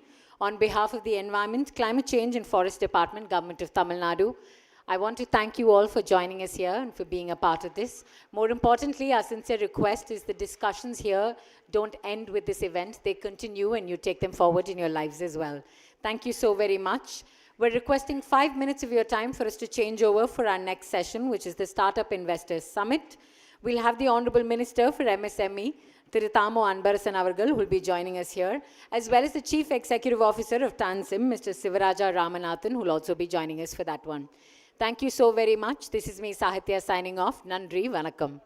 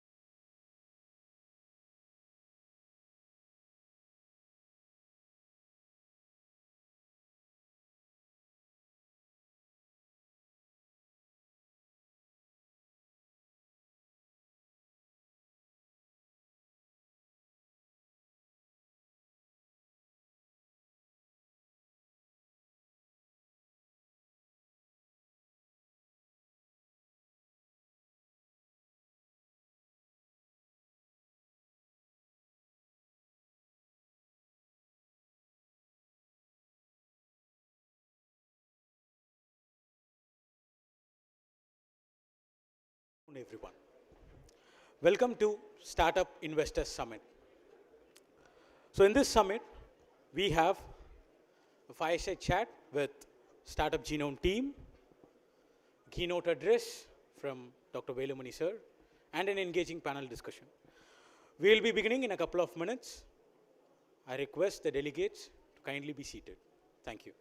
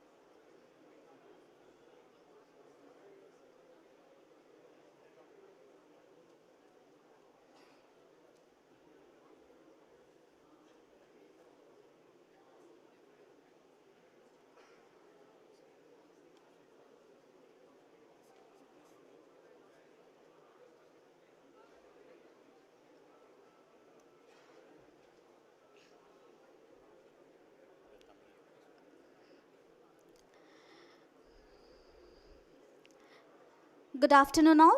We will begin the session in couple of minutes. Honorable MSME Minister is on his way to take part in the session. So we will wait for him for 2 to 3 minutes.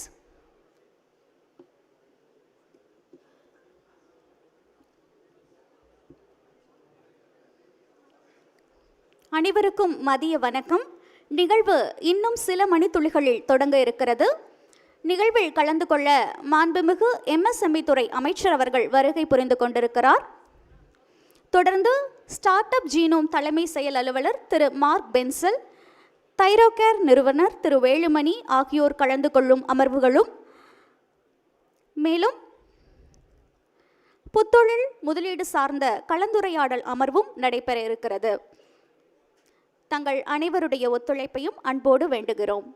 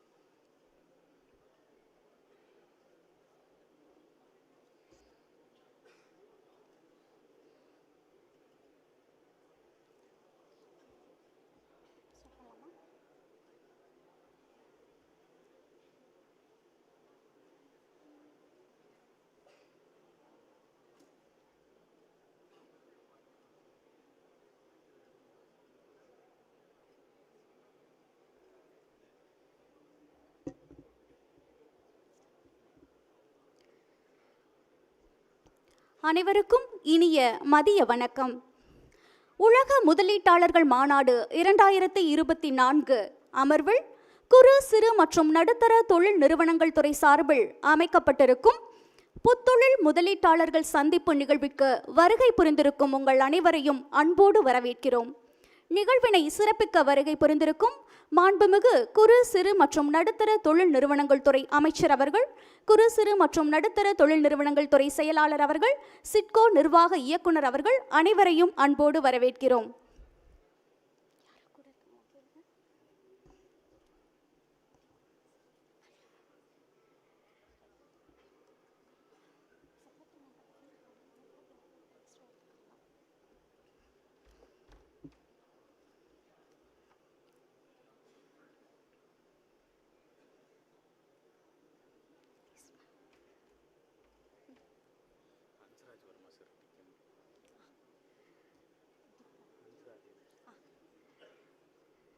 நிர்வாக இயக்குனர் tick திரு Hansraj Verma IAS அவர்களையும் அன்போடு வரவேற்கிறோம்.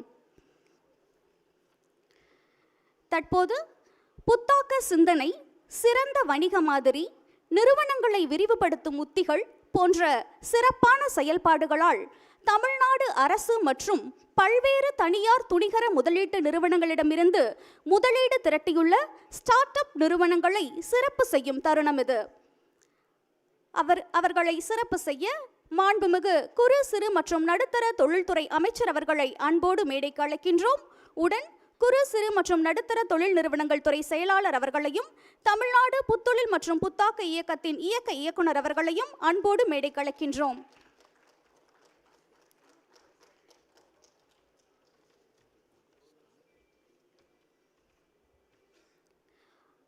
$15 கோடி முதலீடு திரட்டியுள்ள அக்ரோஸ்பிரட்டின் tech solutions நிறுவனத்தின் திரு Joby அவர்களை அன்போடு மேடைக்கு அழைக்கின்றோம்.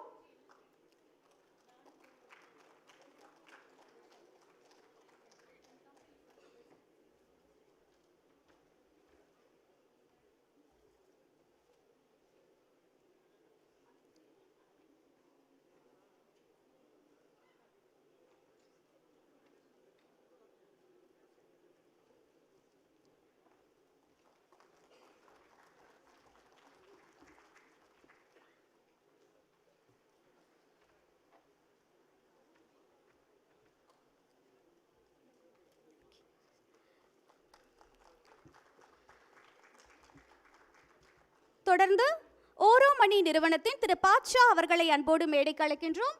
இவர் $145 கோடி முதலீடு திரட்டியுள்ளார்.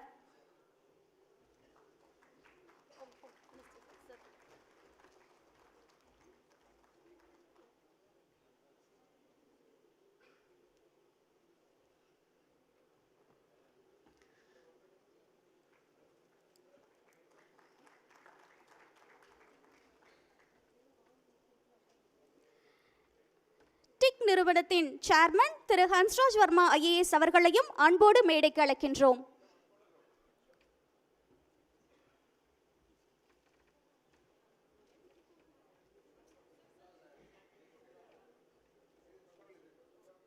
சிட்கோ நிர்வாக இயக்குனர் அவர்களையும் அன்போடு மேடைக்கு அழைக்கின்றோம். தொடர்ந்து $4.18 மில்லியன் முதலீடு திரட்டியுள்ள திரு கிரு மைக்கப்பிள்ளை டிவைன் ஃபுட்ஸ் நிறுவனத்தினை அன்போடு மேடைக்கு அழைக்கின்றோம்.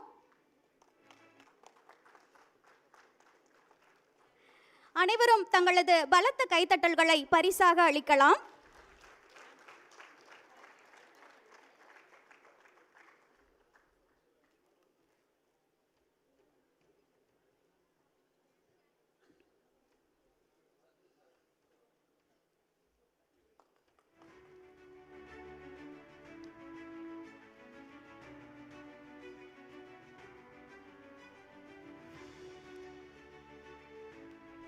தொடர்ந்து $1.5 மில்லியன் முதலீடு திரட்டியுள்ள ஸ்வீட் காரம் காஃபி நிறுவனத்தின் திரு ஆனந்த் திரு ஸ்ரீவத்சன் அவர்களை அன்போடு மேடைக்கு அழைக்கின்றோம்.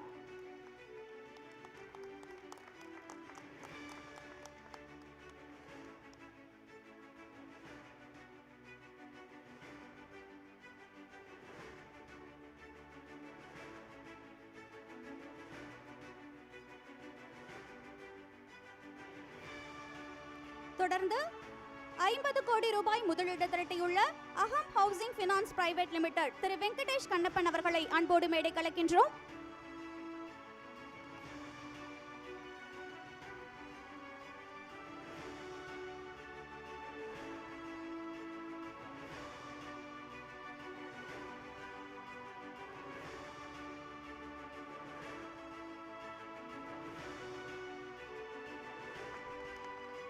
தொடர்ந்து 200 கோடி ரூபாய் முதலீடு திரட்டியுள்ள அக்னிகோல் காஸ்மோஸ் நிறுவனத்தின் திரு ஸ்ரீநாத் ரவிச்சந்திரன் அவர்களை அன்போடு மேடை கலக்கிறோம்.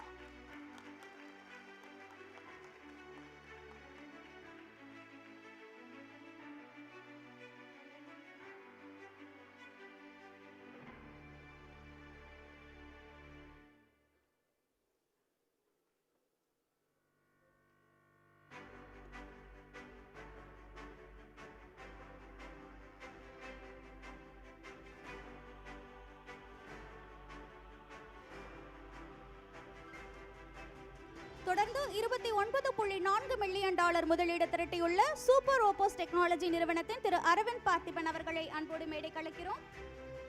தொடர்ந்து 1.5 கோடி ரூபாய் முதலீடு திரட்டியுள்ள எக்ஸ்கோட்டிக் கேம்ப் அட்வென்ச்சர்ஸ் நிறுவனத்தின் திரு சுவாமிநாதன் சுப்பிரமணியன் அவர்களை அன்போடு மேடை கலக்கின்றோம்.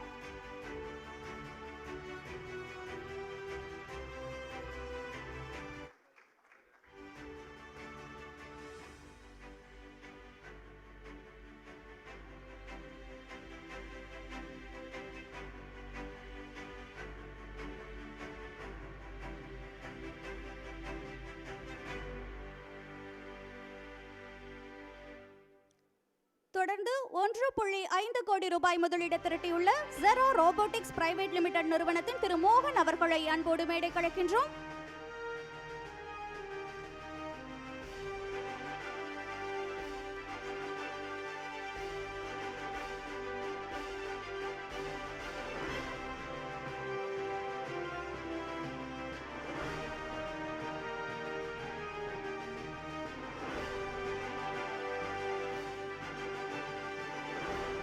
தொடர்ந்து 1 மில்லியன் டாலர் முதலீடு திரட்டியுள்ள செக்யூரெக்ஸ் டெக்னாலஜிஸ் பிரைவேட் லிமிடெட் நிறுவனத்தின் திரு கார்த்திக் அவர்களை அன்போடு மேடை கலக்கிறோம்.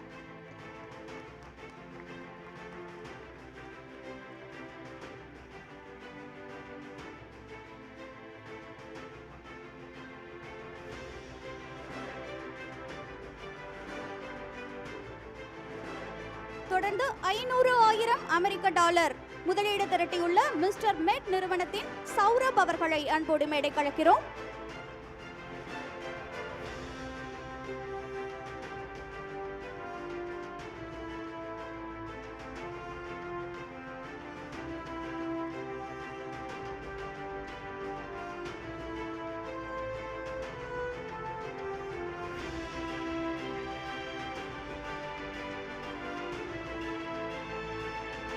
தொடர்ந்து 5 கோடி ரூபாய் முதலீடு திரட்டியுள்ள சூரியனோவா பிரைவேட் லிமிடெட் நிறுவனத்தின் திரு சுந்தர் அவர்களை அன்போடு மேடை கலக்கிறோம்.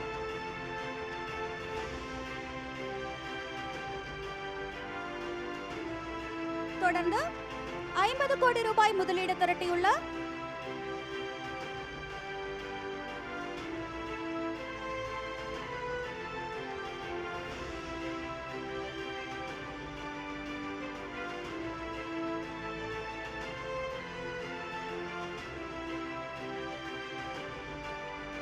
தொடர்ந்து 50 கோடி ரூபாய் முதலீடு திரட்டியுள்ள growth existing finance private limited நிறுவனத்தின் திரு அர்ஜுன் முரளிதரன் அவர்களை அன்போடு மேடை கலக்கிறோம்.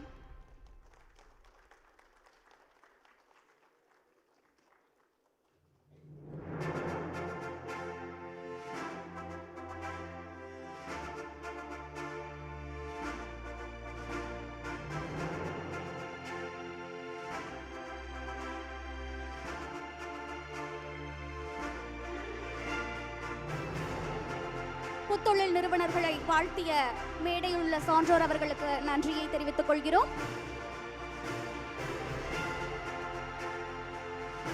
அனைத்து புத்தொழில் நிறுவனங்களுக்கும் எங்களுடைய வாழ்த்துக்களையும் தெரிவித்துக் கொள்கிறோம். தொடர்ந்து அடுத்த அமர்வு நடைபெற இருக்கிறது.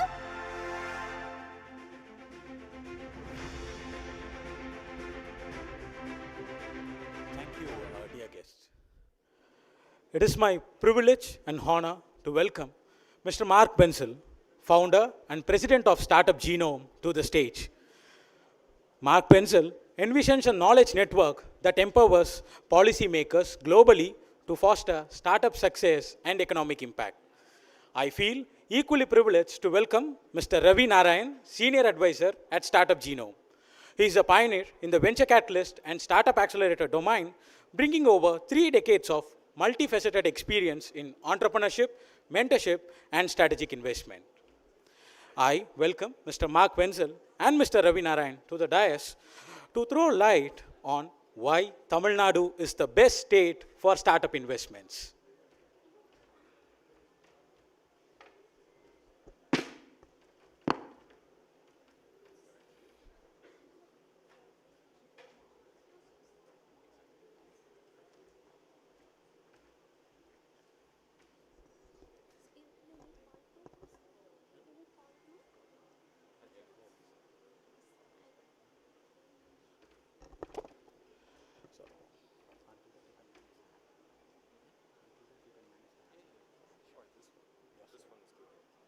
Okay, fine.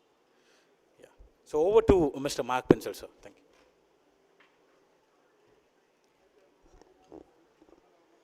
Thank you so much for the warm welcome. It's a privilege to be here with you all today. On behalf of Startup Genome, thank you so much for having us.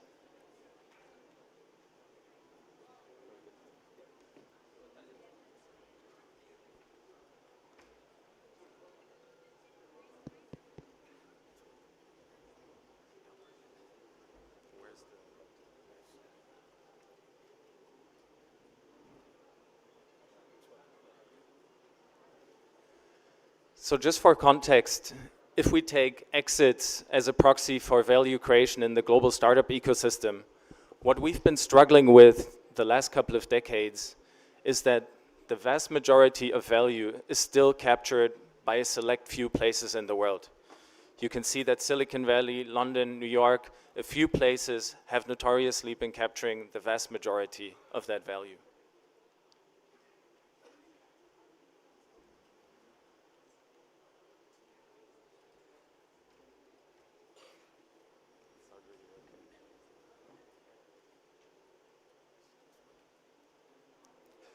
This is why we created Startup Genome.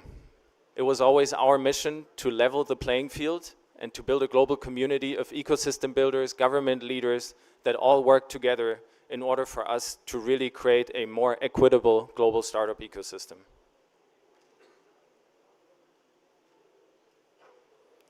Startup Genome today is the world-leading policy innovation and advisory firm. We've been working with around 150 different entities across 50 countries to date. Here you can see a quick snapshot of all of the recent government clients that we've been working with. I won't go into the details. I just wanted to mention a few examples. Most recently, I spent most of my time in the United Arab Emirates.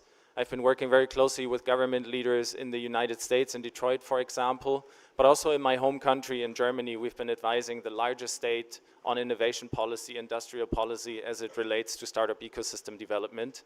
And most recently, most of my time I spent in Tokyo, in Japan.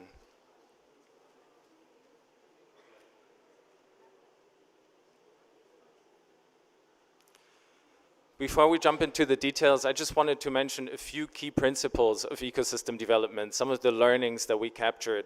And some of the experts in the crowd will have seen this before, but I just wanted to highlight this again to bring everyone on the same page.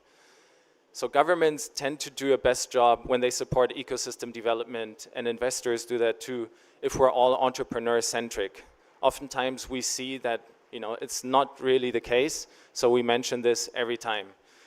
What we see in the data as well is that if you focus really on community building, bringing together at the local level and at the global level, investors, entrepreneurs, policymakers to learn from each other, this is where we can really accelerate the growth of our ecosystems.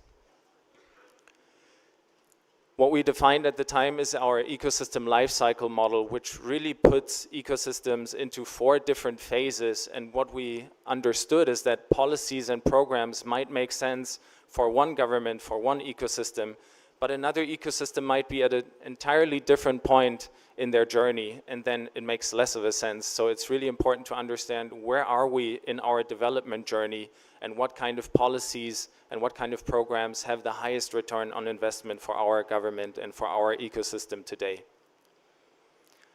Don't copy Silicon Valley. You've heard this many, many times already. Sometimes in the past we've seen regions around the world really try to copy the success, the secrets of Silicon Valley, only to fail, because really what you need to do instead is to stay close to who you are, identify your own core strengths, your value proposition, and then from that intrinsic strength and motivation, develop your ecosystem. The last point, perhaps the most important point, is that government policy, at least as far as startup ecosystem development is concerned, typically flows through the private sector. I'll have one or two examples afterwards, but it's really important to mention that the private players in the startup ecosystem, they understand best what they need. The entrepreneurs know what they need, the investors know what they need. So as a government, support the private sector and don't step in trying to pretend that you're a private actor of the ecosystem.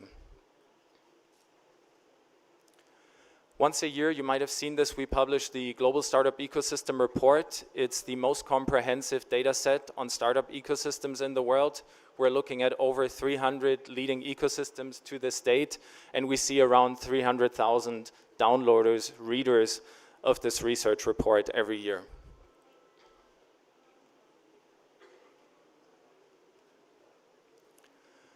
One of the key findings in this last publication that really struck our team was that India's startup ecosystem right now is already worth a cumulative 450 billion US dollars. That's an incredible amount of value that your entrepreneurs, your investors, and your governments have been creating over the course of the last couple of years. When we look underneath, because once a year we're ranking startup ecosystems, you will see that in our global ranking, India's startup ecosystems have been growing the fastest among all of the different ecosystems that are part of our database. I'm sorry, I'm still struggling a little bit with the slides. Here you can see it. So at this point, we have already 6 ecosystems that are part of the top 100 in our global startup ecosystem ranking, which is an incredible feat. And you see that Tamil Nadu really has been growing extremely fast in the last couple of years. It's one of the ecosystems that has been highlighted by our team for its tremendous growth, and this is why I'm very privileged and honored to speak to you about the Tamil Nadu ecosystem today.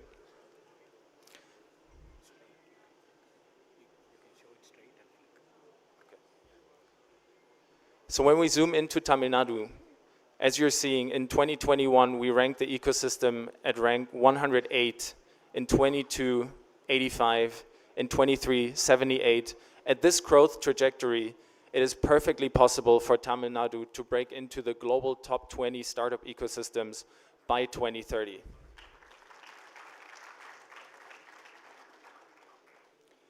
And I really don't want to say this lightly, because so many governments complain to me, why are we not growing? Why are we not going up in the ranking? The truth is, everyone is growing very fast. Governments everywhere are aggressively investing a lot of funding into the startup ecosystem. And the question always is, are we growing faster or slower than our competitors? And here in Tamil Nadu, it's really fascinating and amazing to see that you're growing faster than your peers, your competitors, and this is likely to continue in the future.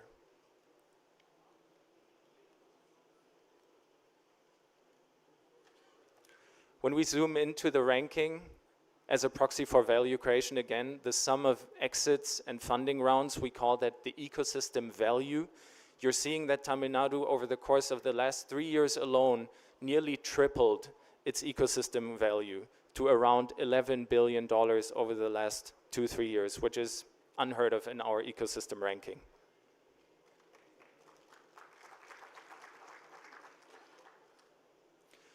Yet, when I attend this conference and when I hear some of the other distinguished speakers, our team and I, we really think this growth, this trajectory is only starting to pick up right here in Tamil Nadu. And you've seen some of the statistics that I will show you in a second, because some of the amazing things that you have here is some of the fastest growth in India as far as your economy is concerned, the highest patent creation, and then also you see 400,000 annual university graduates, so an incredible amount of educated talent that is here in the ecosystem. And these are really some of the key ingredients when we think about and when we talk about what makes a successful global startup ecosystem. It's really these key ingredients. When I looked into this macroeconomic statistics, I wanted to dive into our data set and see to what extent I can verify if that is true. And as a proxy for coding talent, we oftentimes look into GitHub, a global repository of coders and a place for software engineers to come and to share their code. And it's been amazing to see that Tamil Nadu really has an abundance of coding talent. There's more talent here in the ecosystem than there is in Taipei City, in Singapore, or even in Delhi when we think of raw coding talent.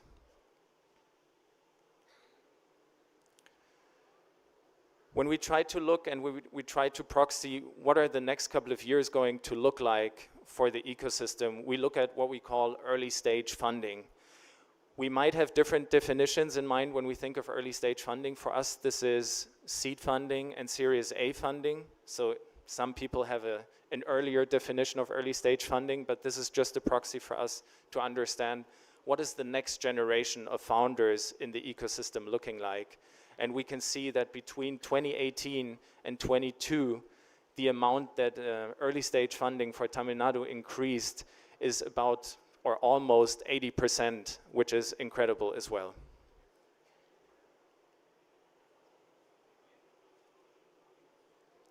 So because we're working with many governments and ecosystems around the world, I just wanted to bring 3 very short considerations before we jump into the conversation.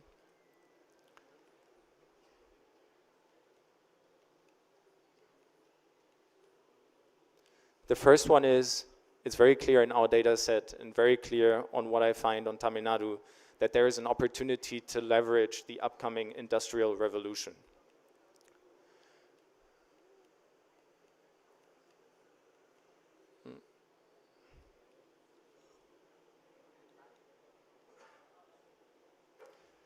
So here you can see in our database over the course of the last couple of years, when we compare traditional tech, software as a service, and tech-enabled businesses to deep tech-related services and deep tech-related products, we're seeing that the share of investment at a global level continues to increase in deep tech business. And that is true for the deal count, so the amount of investments that are made into deep tech, but it's also true for deal volume, so the amount of money that is poured into deep tech continues to grow in terms of proportion, in terms of importance in comparison to tech.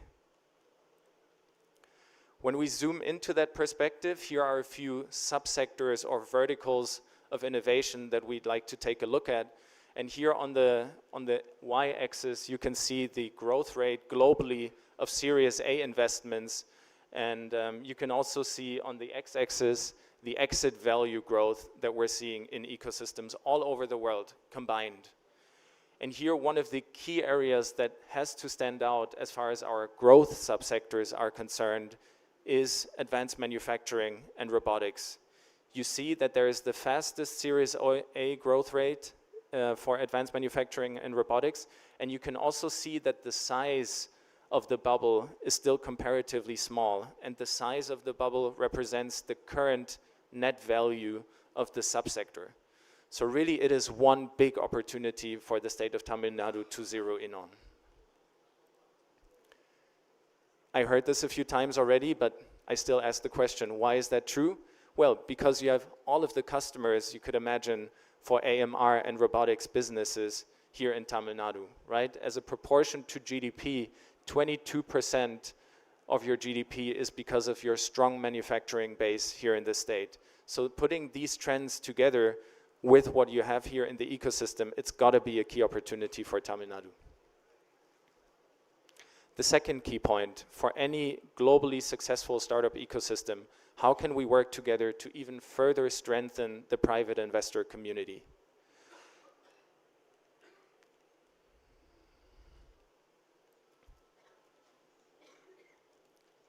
I'll just introduce the next slide. There it is. So just in terms of considerations for when we think of improving the state of the private investor community, you always want to keep in mind, what do your largest rounds look like as far as Series Seed and Series A are concerned, and are they large enough in order for our best entrepreneurs to really grow globally? But then you also want to make sure that there are many rounds in the ecosystem, right? You want to have, as a proportion of your startups in the ecosystem, as many seed-funded startups as possible. And from these seed-funded startups, you want to have the highest possible proportion of those companies that then get Series A funding. And as government, monitoring these metrics has been extremely crucial in order for us to understand, where do we need to intervene as government? Where do we need to improve? And then on the funding side, just one important consideration, because we are seeing dozens and dozens of governments focusing exclusively on injecting grant money into the ecosystem. But when you look at these grants, oftentimes they're a capital patch and they're not really supporting the growth and the experience building in the ecosystem. So here on this scatter plot, you can see tons of different dots that represent ecosystems and their share of grant-funded startups, and to what extent these ecosystems then are able to produce exits. And when you compare this chart to the next chart, where we have proportion of seed funding startups, you can see that the higher the share of seed-funded startups in the ecosystem, really the higher the likelihood and the performance for us to create fast growth and exits in an ecosystem. So when you think of grants versus private sector capital injection or support, really pick the latter, at least to a greater extent, because it builds experience and it builds mentorship in the ecosystem.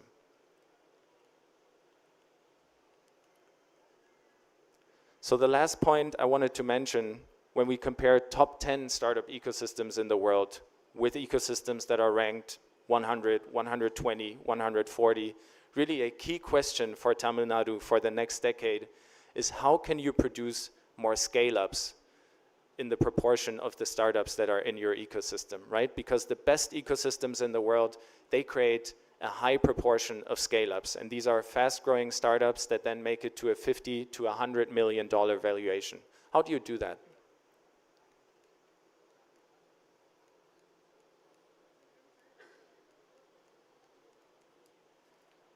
I'll just talk about these slides like that. So what we're seeing typically is that governments around the world and private sector, we invest 90% of our capital, of our resources into supporting startups at the earlier stage. However, around 10% of your most successful startups in the ecosystem generate around 80% of the economic impact. So really, I challenge us together to invest more time, more efforts, more resources into supporting the best of the best companies in really being more successful, faster, building more global brands, more global category leaders, in order for the ecosystem to not only be built from the bottom with our incubation spaces, seed funding, etc., but also build it from the top and create more Zohos, more Kissflows, more of these very successful companies in the ecosystem, because they then become what we call pilot companies, or mafia companies, as we call it in Germany, where then many more companies emerge from these very successful companies. So support your ecosystem also by building scale-up support. The last point that I wanted to mention before we jump into the conversation here is that today we're officially launching the collaboration with Startup TN. So we will be very happy to do our share, our part. We're committed to supporting you in any way possible. And starting in 2024, we're showcasing Tamil Nadu as a startup ecosystem in our global startup ecosystem report, sharing our visibility of several hundreds of thousands of readers with your community. Thank you so much.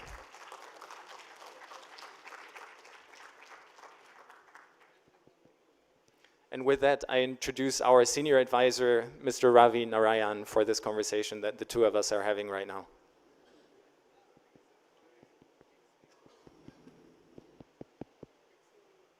Hello.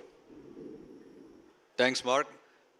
Dignitaries, thank you very much for inviting Startup Genome today.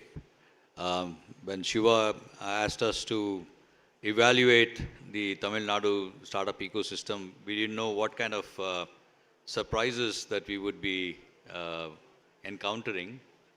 So obviously, as you can see, not only does the usual cities, which is Bangalore, Delhi and Mumbai, feature, but right behind that, we also see that Tamil Nadu is doing some fantastic work which has not been presented to the world. And this is all based on data that we have found.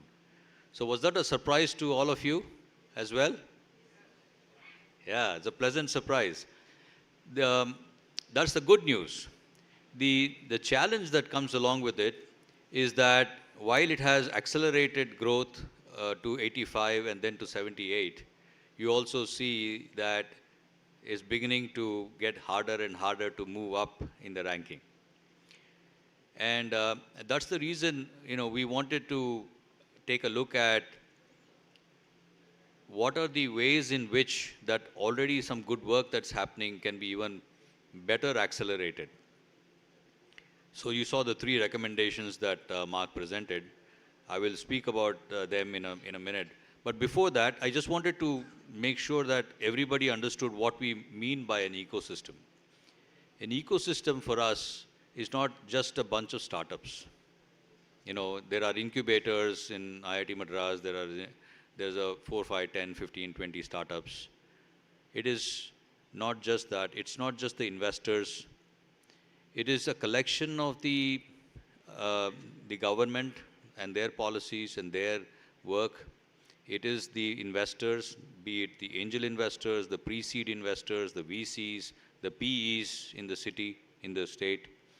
It is also the corporations, as in the people who actually consume these innovations coming from these startups. It is the research labs that are spread across the state. It is also the educational institutions. All of this put together is what we call an ecosystem. And from that standpoint, what Tamil Nadu has accomplished is, very, very commendable.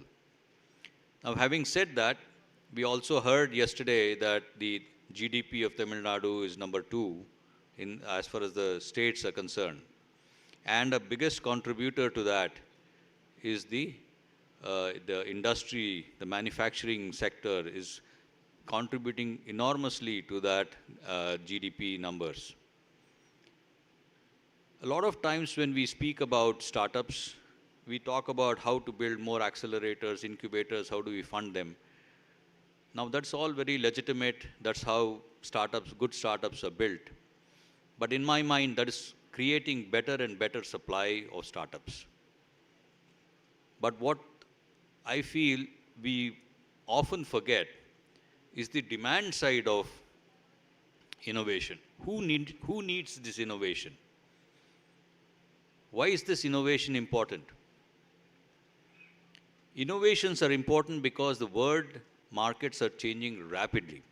As you can imagine, from the time before COVID to after the COVID hit, how much of digitization happened so quickly. Had everybody said, I will just wait and go back to what I was doing pre-COVID, those organizations would have failed. Large companies, including the Fortune 100, Fortune 500 in the US, only about half of them will survive if they don't continue to innovate very, very fast. And usually when you have these very large organizations wanting to innovate, they have to actually rely upon the nimbleness, the creativity, the discontinuous thinking that the startups bring to the table. So for them, this is a very important element of their innovation story.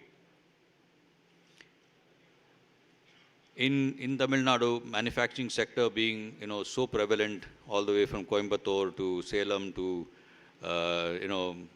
Chennai, Kalpakkam, all over the place. There's so much going on, be it auto ancillaries or textiles or various others. I think it's an opportunity for them to think about how to bring in advanced manufacturing, how to bring in robotics, how to bring in AI. So not only are you looking at startups, but you're actually creating an enormous demand for startups from wherever they are in the country, wherever they are in the world, to come make a beeline for Tamil Nadu. You're creating the demand, automatically you will get the supply as well. And it's another way of thinking about how to build the startup ecosystem to the next level, because you can actually create that demand. And the underpinnings of this technology to come into these manufacturing units will change the game. And it's not about costs. We can't compete only on costs. We can compete on innovation.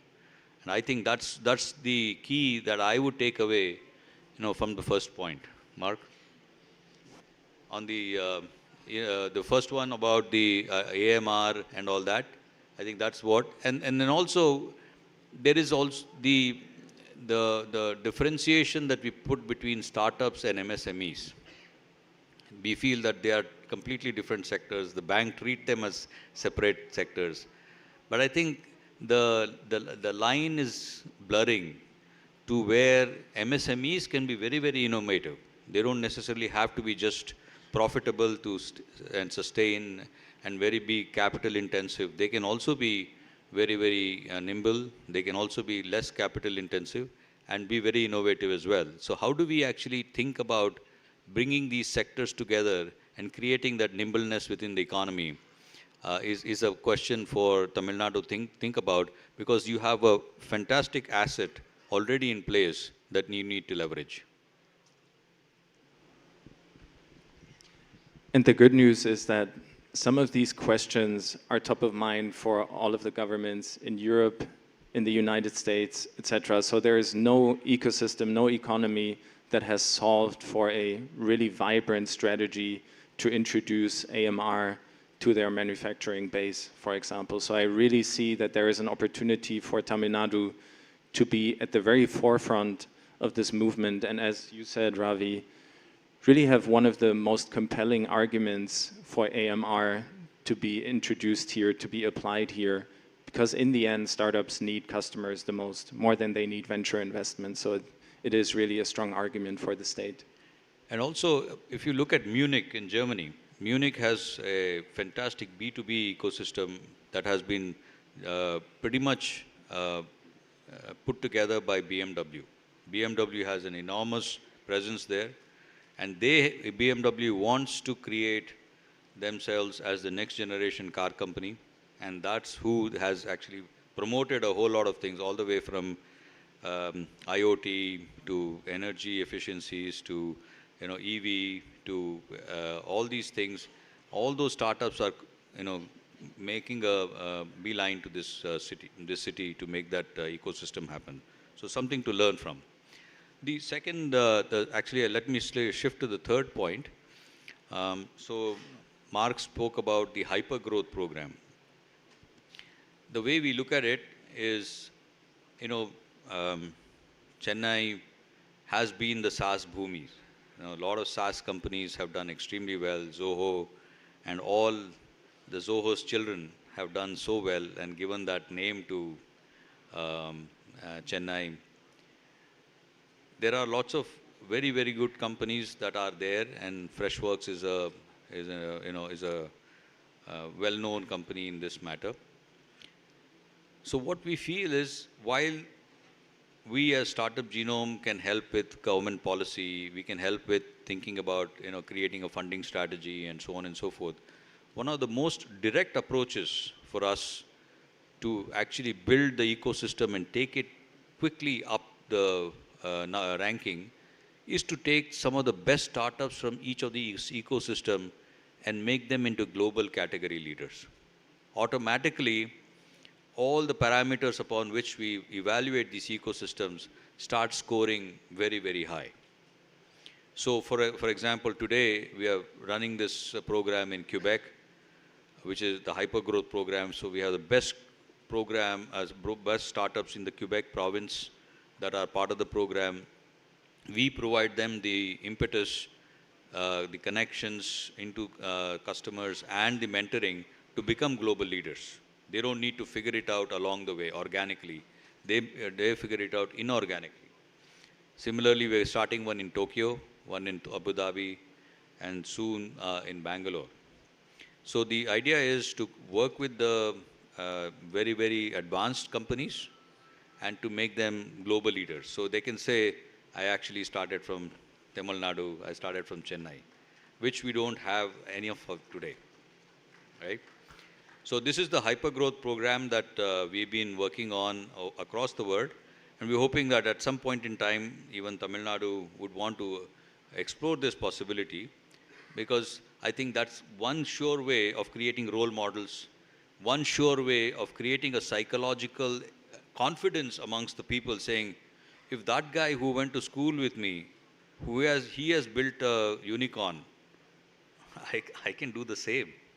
And suddenly the entire ecosystem matures and becomes more confident within a very short period of time. Okay. Yeah, and maybe just to add to that, I've been working with quite a few ecosystems that have introduced such scale-up programs for the best companies. And what it does achieve for the ecosystem as well is that you provide programs and institutional reasons for them to stay where they were born, where they were able to grow, instead of losing them to Bangalore, instead of losing them to New York, to San Francisco, right? So in Germany, it's a big factor as well, and in many other places, we're oftentimes losing some of the best companies. And if you can introduce specific programs and give them reasons and build a culture around scaling up, we can build global champions, global brands right here in Tamil Nadu. You don't have to go anywhere else in the world. This makes a huge difference for the state. Yeah, and then the second point that Mark made about investors, I think it's very important. I find that most Indian cities have very very good set of people who can actually invest in companies. Most of the investors actually go in and do it in real estate, which is very well known, or they will try to go into something that is much more traditional. Introducing them to the fact that this is also an asset class. Startups is an asset class. Yes, it is higher risk, but it's also higher reward, and it's also a form of giving back. So I was in Coimbatore yesterday, and a lot of industrialists take on their family businesses, run it for a while. When they reach their 50s, 60s, they turn it over to their children. They start doing hospitals, they start doing education institutions. I feel the same way, like you're giving back by putting these kinds of institutions together. It's also important to actually invest in startups, because that provides that vibrancy, that the energy into that city, into that community in a much larger way than any investment can make happen. Because today's relevancy is dependent on innovation, and it's not dependent on other things. So to creating that base of angel investors, creating those pre-series A investors is absolutely essential. We can bring in the VCs to come visit us every once in a while, but unless they really see deal flow coming from Chennai, they don't make those kinds of trips just because it is a great place. I mean, they are driven by deal flow. If not enough deals are coming because of early investments have happened, these companies have come to a certain level of attraction, I think it's very hard. So to create that base of investments, I think is very important. I know Shiva has been doing this kind of work in tier 2, tier 3 cities, but to actually do this on a much, much larger magnitude is absolutely important, right? And the truth also is a first-time entrepreneur is less likely to be successful than a second-time, third-time entrepreneur, right? So continuing to give them opportunities as an ecosystem to fail, to try again, to eventually succeed. There are hundreds or thousands of stories like this where entrepreneurs that keep trying, that also get the confidence and the opportunities from their ecosystem, they're creating big success, but only after a few learnings that all of us have to go through in order to really create a global market leader. So I recommend, please support the entrepreneurs, especially if they failed once or twice already, because they are the ones that are really the most ambitious and the most hungry to create a success for themselves and for their community. Great. So those are some recommendations. I'm sure we will talk more as we go along, but I think I just wanted us to, go a little deeper into what Mark has put together as a very succinct, summary of where Tamil Nadu is today, where Tamil Nadu can go in the future. But I think there's lots of opportunities to think through and, do a lot more here. And this is just the beginning. Thank you. And from our side as well, hearty congratulations to all of what you've achieved already. Startup TN, from experience, is doing visionary work to support the development of the ecosystem. We see very innovative entrepreneurs, a very active investor community. So this is just the beginning. Continue to create success for yourself, and we'll see each other in the top 20 in a couple of years from now. That was an engaging and enlightening discussion. Thank you, Mr. Mark, and thank you, Mr. Ravi Narayan. Now I kindly request our Honorable Minister for Micro, Small and Medium Enterprises of Tamil Nadu and Secretary to the Government MSME Department to join us on the stage and honor our esteemed speakers.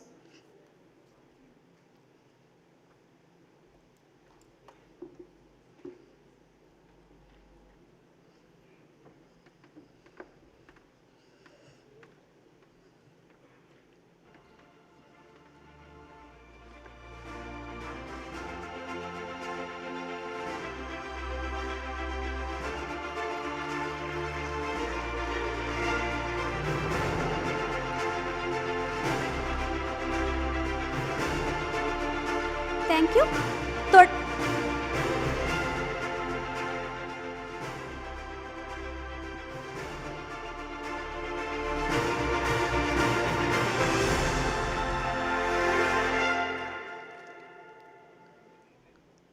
Thank you. தொடர்ந்து மாண்புமிகு குறு சிறு மற்றும் நடுத்தர தொழில் நிறுவனங்கள் துறை அமைச்சர் அவர்கள் 4 புத்தொழில் நிறுவனங்களுக்கு சிறப்பு செய்கிறார். 38 கோடி ரூபாய் முதலீடு திரட்டியுள்ள ராப்டி எனர்ஜி நிறுவனத்தின் திரு தினேஷ் அவர்களை அன்போடு மேடைக்கு அழைக்கிறோம்.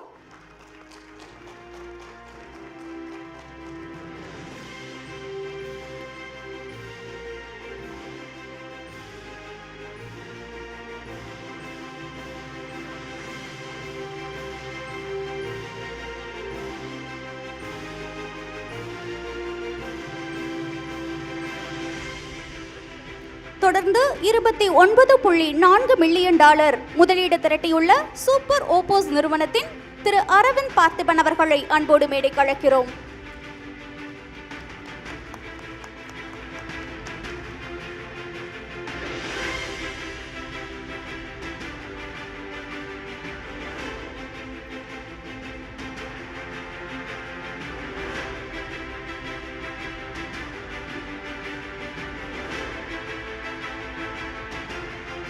தொடர்ந்து 2 கோடி ரூபாய் முதலீடு திரட்டியுள்ள டாமன் நிறுவனத்தின் திரு சிலம்பரசன் அவர்களை அன்போடு மேடைக்கு அழைக்கிறோம். இவர் 2 கோடி ரூபாய் தமிழ்நாடு அரசு நிதி திட்டத்தின் கீழ் பெற்றோரால் என்பது குறிப்பிடத்தக்கது.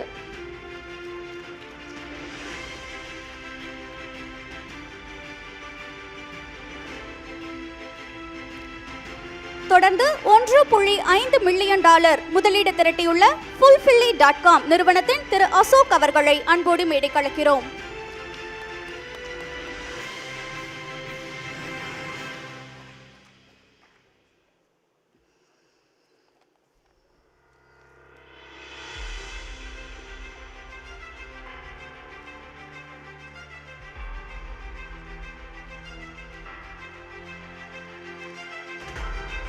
நிகழ்வினை சிறப்பித்த மாண்புமிகு அமைச்சர் அவர்களுக்கு மனமார்ந்த நன்றியினை தெரிவித்துக் கொள்கிறோம்.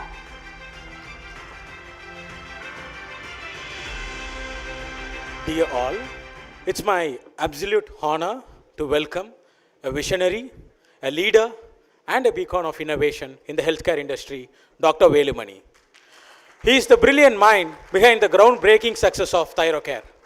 After his exit from ThyroCare, he has taken an active role as a lead investor in Startup Tamila, the first television reality show for startup investments in Tamil.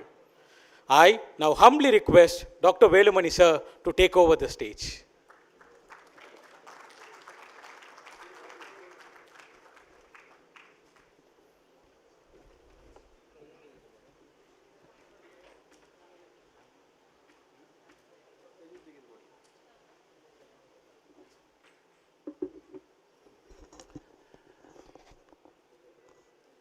வணக்கம்.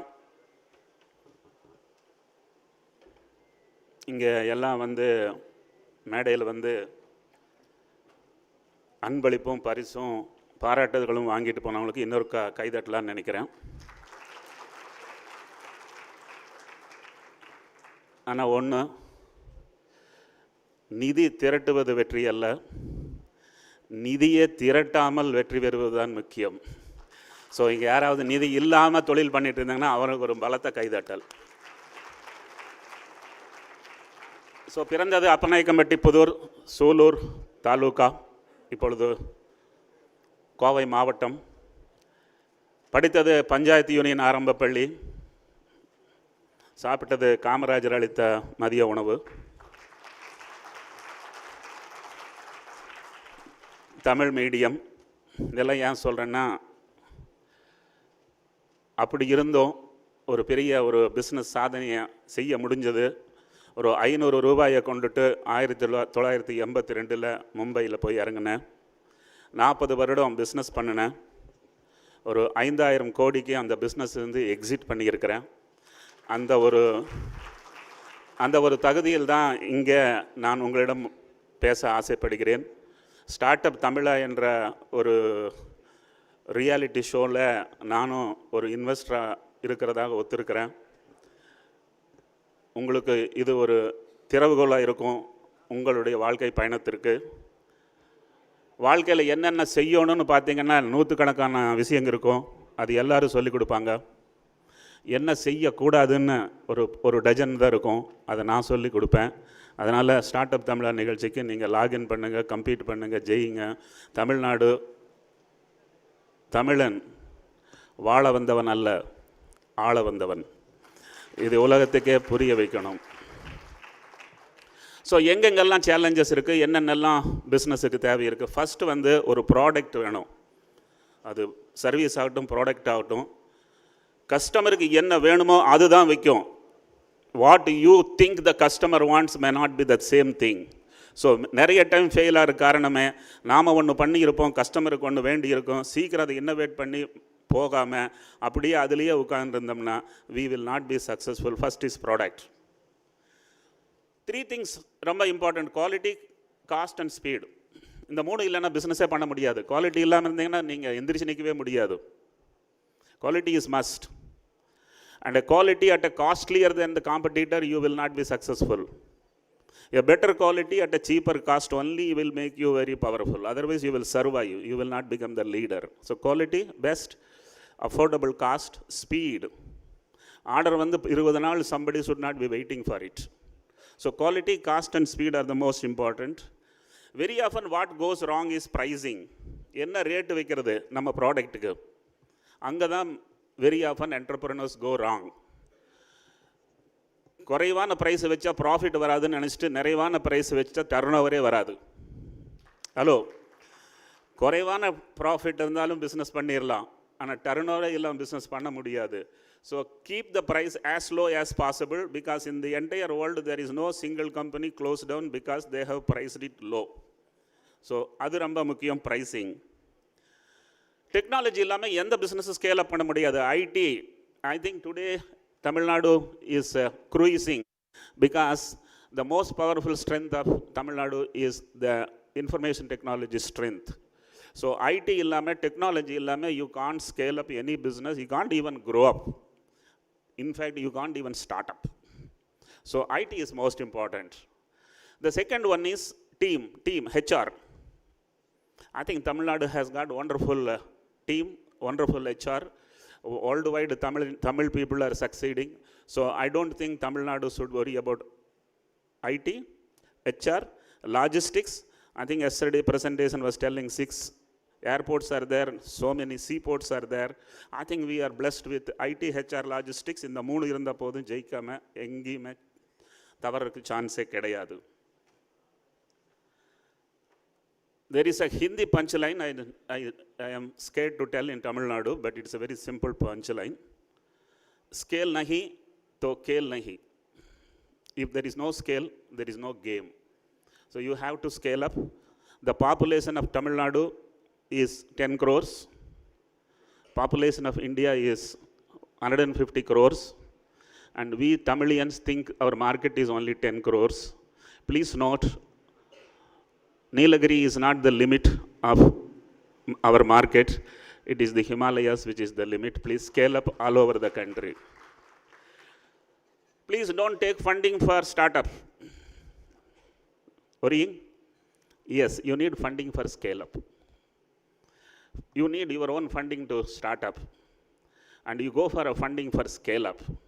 Because very important is scaling you should not do before you have a good profitable unit model. So then you can scale up. Then funding comes, then branding comes. Because without branding you will not have a value. And funding is never free, keep in your mind. If you go and pitch to an investor, your value is half. If the investor is coming and pitching in front of you, the value is double. So you wait until an investor comes and pitch to you. Don't be in a hurry. You will not get a good valuation. Marketing is everything, gentlemen. You have the best product, most affordable pricing, and you have capability to manufacture. But if you don't get enough orders, if you don't get enough of attention, you cannot succeed in business. Please note, marketing is ultimate and it has to be purely focused on. Customer consciousness. Again, I said to you, nowadays customer is very, very highly over-expecting customer. You have to not only meet his expectation, you have to exceed his expectation, otherwise you won't be able to grow. Competition. Is there any competition? Hello? According to me, competition is not there. Kal endru paarthal, kadavul theriyadu. Kadavul endru paarthal, kal theriyadu. Opportunity nu paathutinga competition kannukku theriyadu. Competition nu paathutinga opportunity kannukku theriyadu. So there is no competition. Selling price and selling price of the share is important. And if you don't give him a good to do, because then you won't fail. How big you will go depends upon what you can do. But if you know what a few things you should not do, you will never fail. Let me tell you, focus is everything in life. There are only two kinds of entrepreneurs, one who is successful, other did not focus. Please remember, the focus is the ultimate word. Frugality, no show off. Be crisp. Take money, don't spend. Take money and invest. If you don't know the difference between spending and investments, you probably will never succeed. Be frugal, be powerful. Discipline is everything. There are many guys who think that 9 to 5 I hate. Let me start business. Business is not 9 to 5. It is 7 to 11. 7 o'clock a.m. to 11 o'clock in the evening. And business is discipline. If you are disciplined, you will be the most powerful person. Be a small fortune will become a victim of their own creation and they are least likely to grow. Happiness. I think ultimate life goal is not to become billionaire. Ultimate life goal is to be happier. And let me tell you, if you are already not happy, you can't become richer. Only happy people can become richer. And I want you to understand, first is happiness, then money comes, and then success amplifies happiness. And I wanted to tell the minister and the secretary, startup Tamil Nadu is one aspect of growing economy of the business. And then scale up, where even a 500 crore can become 5,000 crore. All the three cannot be under the same umbrella. You need to create three parallel disciplines. Thank you very much, Startup Tamil Nadu, for inviting me. And I am quite surprised by the size and the scale and the grandeur in which the global investor summit Tamil Nadu has been. Congratulations to all of you. Keep learning, keep growing, keep enjoying. Thank you very much. Thank you, sir. Please stay on stage. Inspiring as always. So now I request our Thiru Sivaraja Ramanathan sir. Okay. Okay. So now I request, okay, fine, thank you. Guys, there is a quick changeover before as we move ahead for a panel discussion. So I request the committee to make sure the chairs are on the stage.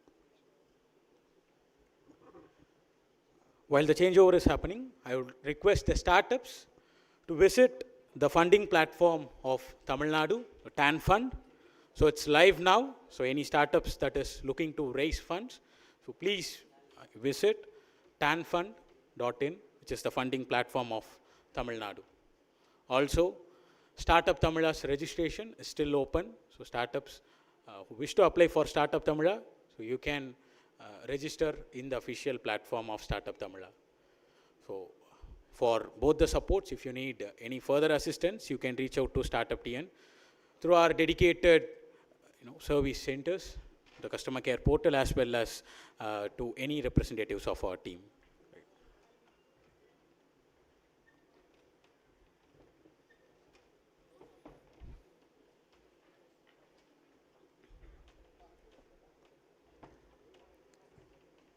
So coming up next is a panel discussion.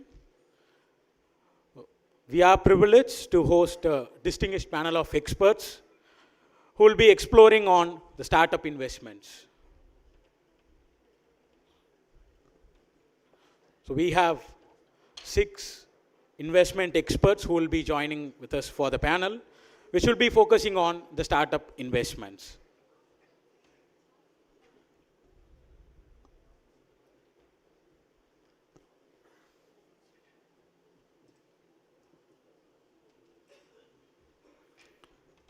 So it's my honor to introduce the moderator and the panelists for the discussions, Mr. Krishna Chaitanya, sir, Chief Executive Officer, Tamil Nadu Infrastructure Fund Management Corporation, who will be the moderating the session as well.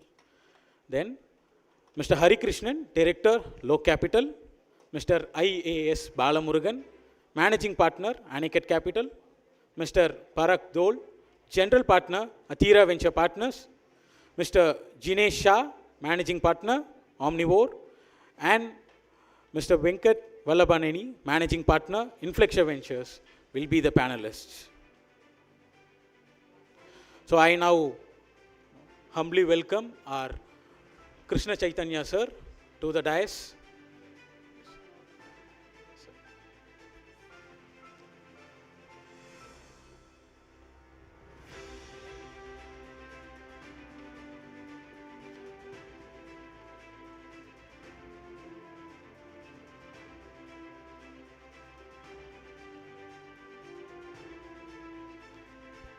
I humbly request our panelists to take over the dais, please.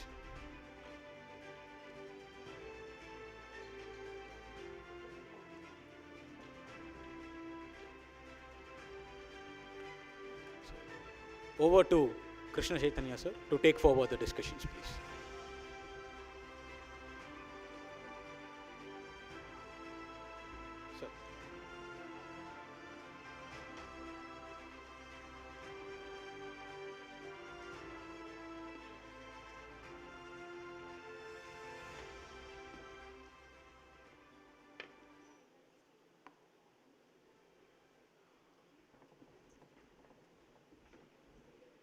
Good afternoon, everybody. Welcome to this discussion on the emerging trends in the VC space and the investment strategies which go along with it. So we have a distinguished panel here. We have leaders in the respective space from the various funds.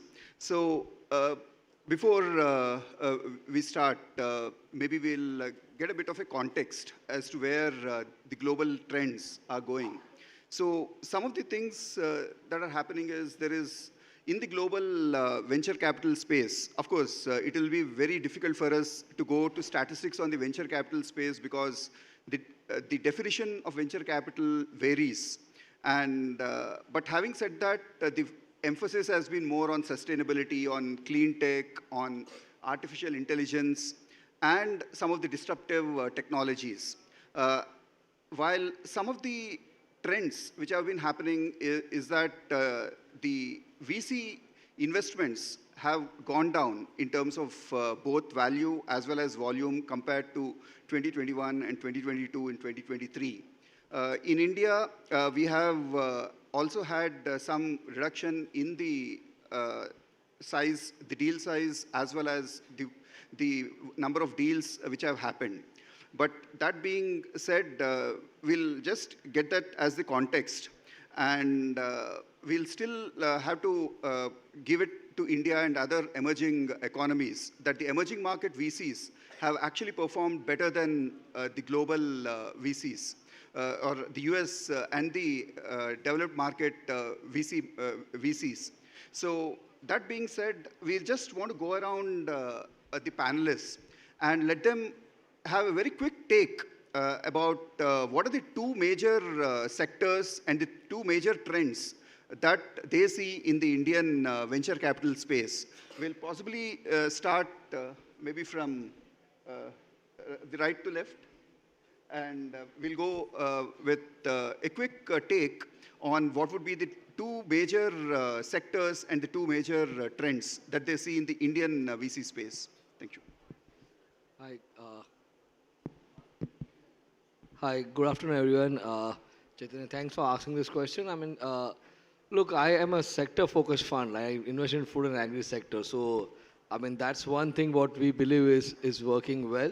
But if I take a broader look around it, I think there is a need of a lot of working capital or financing support for the entire country and the SMEs. So that's financial inclusion is something which I think is going to work well. And I think the way the world is moving, the climate is changing.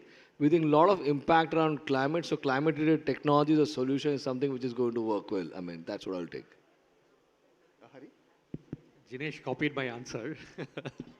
So, fintech and lending, and probably I'll add software in lending that can sort of ease credit underwriting, collections, etc. So, a marriage of SaaS and fintech and lending, I think that's something that India can be a leader, and it can even be exported to the other countries.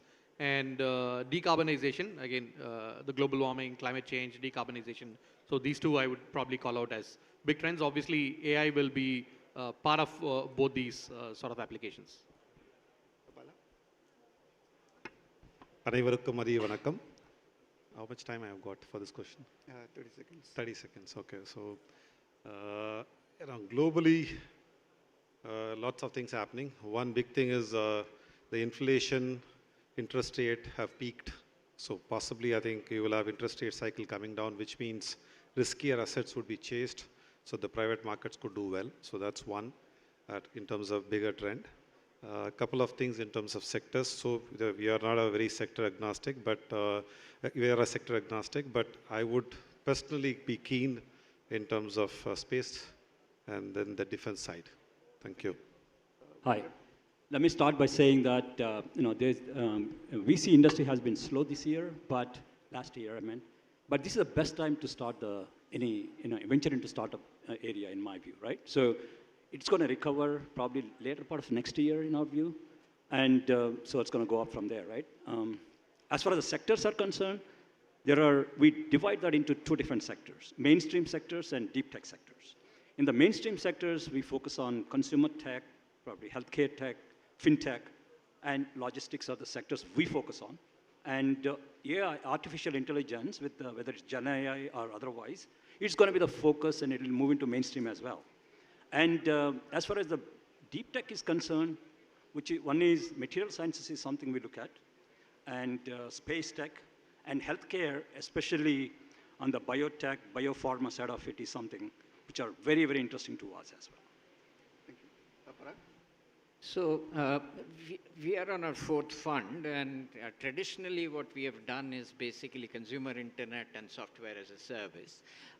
In the last 5 years, I would say, maybe even less, deep tech is an area which, as Venkat mentioned, is getting more and more focus. So things like space we have done our robotics company, we have done an augmented reality, virtual reality kind of a company, electric vehicles. So those kind of areas where it is not just software adds to the hardware or the sensors underlying that, and they are getting commoditized, but software adds value. That's where we see the potential going forth. Thanks. So, Venkat, we see from your portfolio, from your website, that you have straddled across different sectors, from artificial intelligence to consumer tech to health tech to ed tech, and the tech seems to be the common suffix or the second part of the word, but there are the prefix is a sector in itself. So when you evaluate a transaction, how do you really go with the dimensioning? You look at the tech side of it prominently or the other side. So how is it that what are the top 2-3 areas that you want to look at? I mean, because most of the audience, I think, would be either some of the entrepreneurs or angel investors or something. I think that could be helpful. Sure. So we are technology-focused fund. We are sector agnostic. So there's the space which they've created in this country. I hope to, not I hope, I think that could happen to some of these like large guys like, who are parachuting from, outside of the country and coming here and doing business. I think it has happened in trickles, and I'm sure like it will only accelerate, which means like more and more Indian fund managers, domestic money would come in. From a domestic side, you've got a transfer of intergenerational wealth. And there is a man who's sitting here who just took a large exit. I'm sure like that money is not going to go idle. He's going to look for good fund managers to put it back, which is like, I think by itself like is a large money. So I think, the capital which is going to come like from a domestic side, both from institutions as well as like I think from investors like Mr. Velumani, it's going to be pretty large. So you would have like, periods of like I think this so-called funding winter. But as Parag said, like, on the early stage, it's still active. And Series A stage, like, I think people took a little bit of backseat, but I think it'll come back again. But as long as we grow at 7.5%, 8%, and when, states compete with each other to grow faster, and like we'll be able to supply the capital, I think good times are ahead. Even SME IPOs have done well. Like, I think a couple of our angel companies, we could go unlisted there, get exits. So I think it will make domestic managers more active. This is what we feel. I don't know whether I've answered the question, but I just thought I'll just give you a context of like what we think from an Aniket side and how we are wanting to build this institution. Thank you. Okay, thanks. Thanks, Bala. I think we are running short of time, but we'll have just one very quick rapid-fire round. I'll possibly start with Venkat. So you have told about your interest and the problem solving, and considering that we are at Jim here and Tamil Nadu more specifically, what do you want the entrepreneurs what do you want to look for in terms of the deals from entrepreneurs in Tamil Nadu? A very quick take, please. Sure. So we invest 40% of our fund in deep tech and 40% in the enterprise and rest in growth. So as far as deep tech is concerned, space, healthcare, which is basically biotech side of it, material sciences, as I said, these are 3-4 sectors we look for. But I know we invest anywhere from 3 to 5 crores to start with and stay with the entrepreneur up till 50 crores, right? So that's how we do it. We believe Tamil Nadu has got a lot of deep tech talent, which we are trying hard for last 2 years to reach out to the entrepreneurs, not able to get traction, to be honest, right? So where we need help is, connections, right, to the entrepreneurs, and government helping us to get touch base with the local incubators, and how do I do that? Entrepreneurs reaching out to us. We believe there's a lot of potential in Tamil Nadu, so help us out there in terms of that. Right? Yeah, thanks. I think for all the entrepreneurs here in that space, you know who to connect with, somebody who is keen. Moving to you, Jinesh, a similar question. In your talent, which generally is going out of the country, so maybe people can hear and focus on life sciences solutions and focus on climate solutions. At the same time, trying to use the experience what TN has got it in way how they have grown and worked with the other states also, that could be a great leverage. That's how I would look around it. Thanks, Jinesh. I think we have some biotech parks and some life sciences parks here which we should get you connected with. Parag, similar question. What has been your experience with Tamil Nadu-based investments and what there? So SaaS, obviously, given Zoho and others here, that's an obvious one. What I would say is, if we are to grow as a country, I think manufacturing can't be 17% of our GDP. This state is doing well, 22%, but even 22% is not good enough, and Tamil Nadu is the leader, so probably it can show that. Everything that we see today is not a straight widget manufacturing. It is multidisciplinary in nature. And manufacturing in particular is going to, the overlap of technology and manufacturing is going to see a lot of investments. Robotics, we have a company called Ati, for instance. Most of the customers would be here. More customers would be here than in Bangalore, for instance, which I have an obvious weakness for. But the truth is that Chennai is much better at it. So I think we will see, especially in some of those involved segments in deep tech and what IIT Madras is doing, for example, Professor Chakravarti, for instance. This is leading edge work. So that is what Tamil Nadu, and it is a much better governed state than ours is, honestly. so I would say that. Thanks, Parag. Look forward to you being in news releases with some of your investments in the near future in Tamil Nadu. Thank you. Bala, this one's for you. You said that you are really looking at something to do with the where the strength of Tamil Nadu is, or like it is pointed out, 22% of the state's GSDP comes from the industry. So you seem to have some interest there. Just a very quick revert on that. I'm the local boy here, am I right? We have close to about 18 investments in Tamil Nadu. And just to give you a fact on manufacturing, the number of CNC machines in the country, I think if you look at a concentrated pocket, it would be high in Chennai. Probably next to Pune or next to NCR, we would be the highest. So I think if you want to fabricate anything, you can do it in Chennai or Tamil Nadu. And that's one of the reasons why you got Agnicool, E-Plane, like all of this is like, I think, one of our first investments. If you need to fabricate something to send it up, like I think you need to be in Chennai.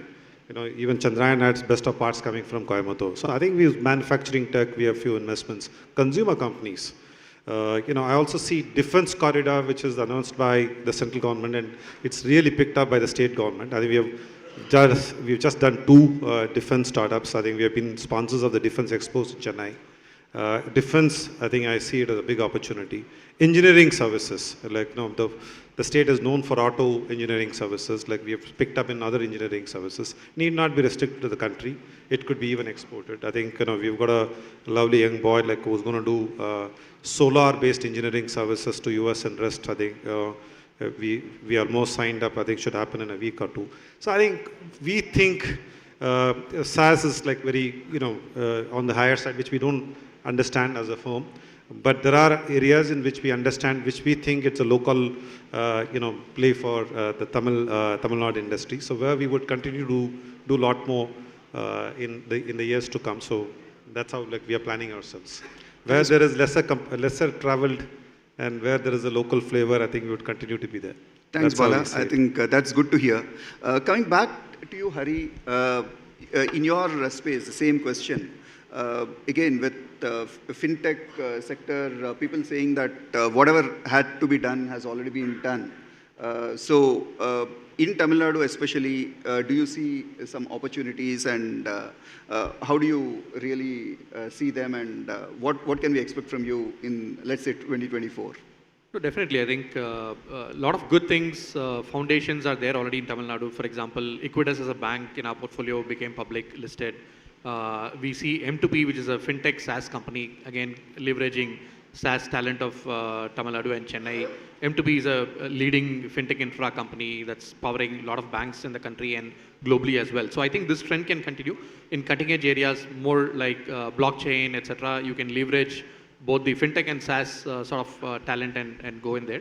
And one more trend I'm looking forward more from Chennai or Tamil Nadu is more of EV. Given that automobile has been a very success story and a lot of talent here, naturally EV could be leveraged from the state as well. Yeah, thanks everybody. I think owing to the paucity of time, we need to really end it here. But Jinesh, we did. Yeah. So So thanks for this. Now the audience knows who to corner after the end of this session. Unfortunately, we can't take the Q&A, but I think you know who to corner and to get the answers from. Thank you. It's been a lovely panel. I wish to thank all of you for the same. Thank you. Please give a big round of applause. I'm leaving, but I've got my colleague Pranav Natarajan who would stay back. I think kindly meet up with him if there is anyone who wants to reach out. Thank you so much. Thank you. Thank you. Thank you so much, sir. I request the panelists to please stay on the stage. Now I request our Mission Director and CEO, Thiru Shivaraja Ramanathan, sir, to join us on the stage. Also, I request Dr. Velumani, sir, to please join us on the stage to do the honors for the esteemed speakers.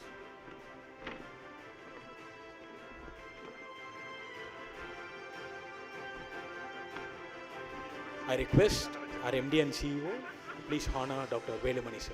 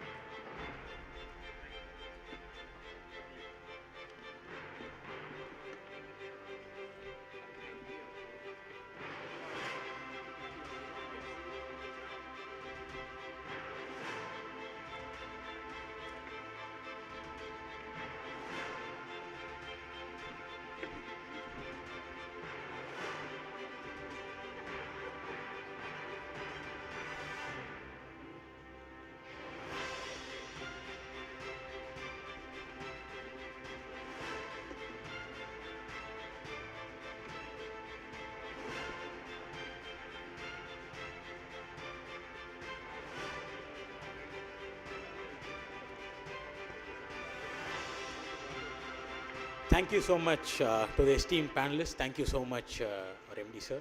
Thank you so much, Velumani, sir.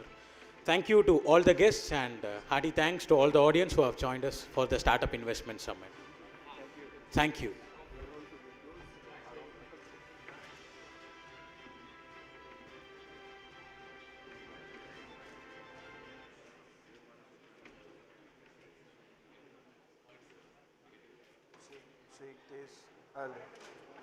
Shake, taste.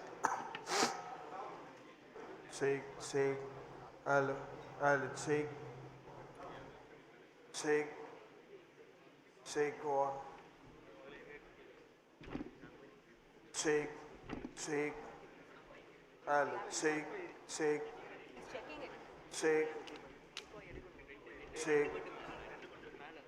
shake, hello, shake.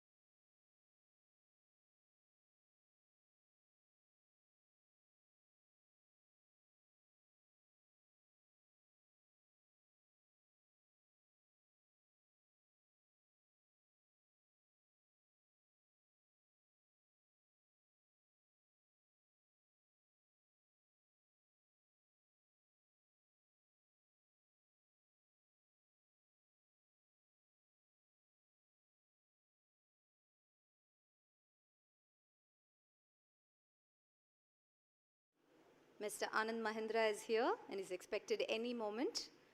Thank you once again for your cooperation. And my name is Sano, and I'm going to be a host for this particular session.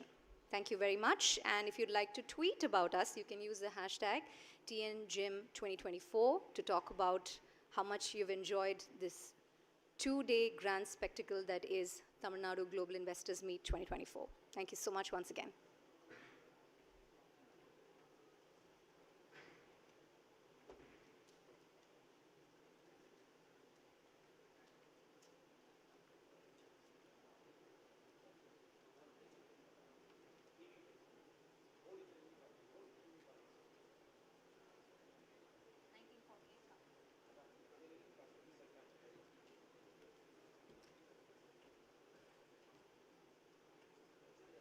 But if you're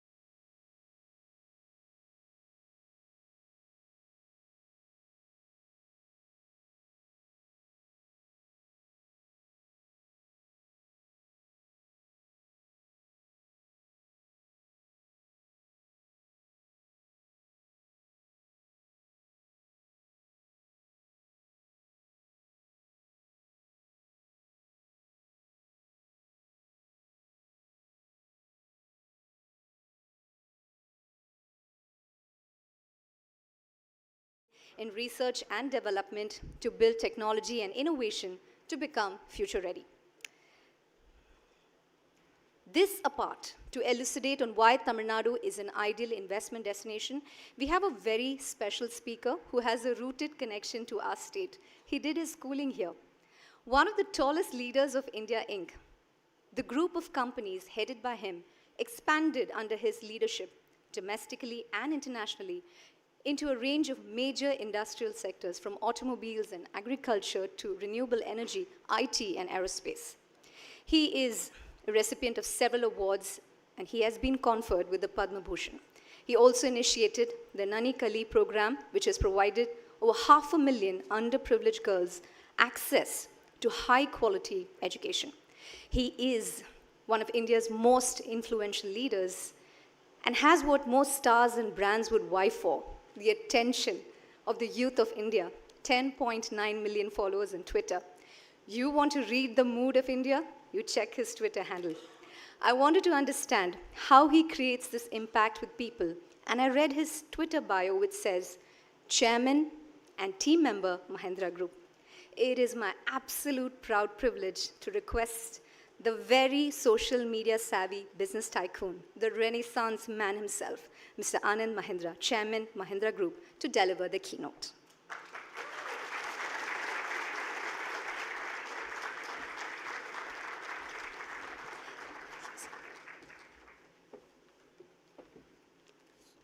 Sorry, take away your place.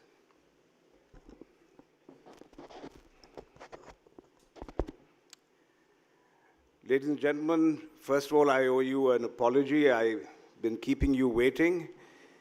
The flight from Mumbai was delayed, and I should blame the traffic on the way here, but I know that you're going to say I'm partly responsible for the automobiles on the road. So blaming the traffic is a very hazardous thing for me to do, unfortunately. You know, as all speakers say, I'm very delighted to be here. I have to be honest, though, that ever since I became a non-executive a few years ago, I've been avoiding a lot of the investor summits to make place for our new leaders, Anish Shah and the president of our group. So I did initially decline again, and I wasn't going to be attending. And then I ran into an immovable object called TRB Raja. Argue with anyone who is over 6'5" tall. It's never going to work. So that's why I'm here. I owe it to Mr. Raja, but I am delighted to be with you. Now, his height is also, in a sense, symbolic of the towering presence of Tamil Nadu in the Committee of States in India. And I say this from personal experience. My only goal here today, in the few short remarks I'm going to make, is why I think Tamil Nadu is an outstanding business destination. And like everybody else, before I came here, I looked up ChatGPT for some help to find out what it would tell me. And to be honest, the answers were very useful. It said, robust infrastructure, skilled workforce, well-developed industrial zones, ports, power supply, strong educational system, and then the list went on and on. And these are all accurate. They're good reasons. Now, after that 5-minute interaction, frankly, I could have found a perfectly acceptable address to give you here, drafted entirely by ChatGPT. But you know, the fact is that what ChatGPT does is it aggregates data. What it doesn't do, and what a human being has experienced and concluded about Tamil Nadu, that's what it doesn't capture. So I have to say, on the subject of AI, I am ultimately a believer not in artificial intelligence, but in human wisdom. And human wisdom that comes from experience.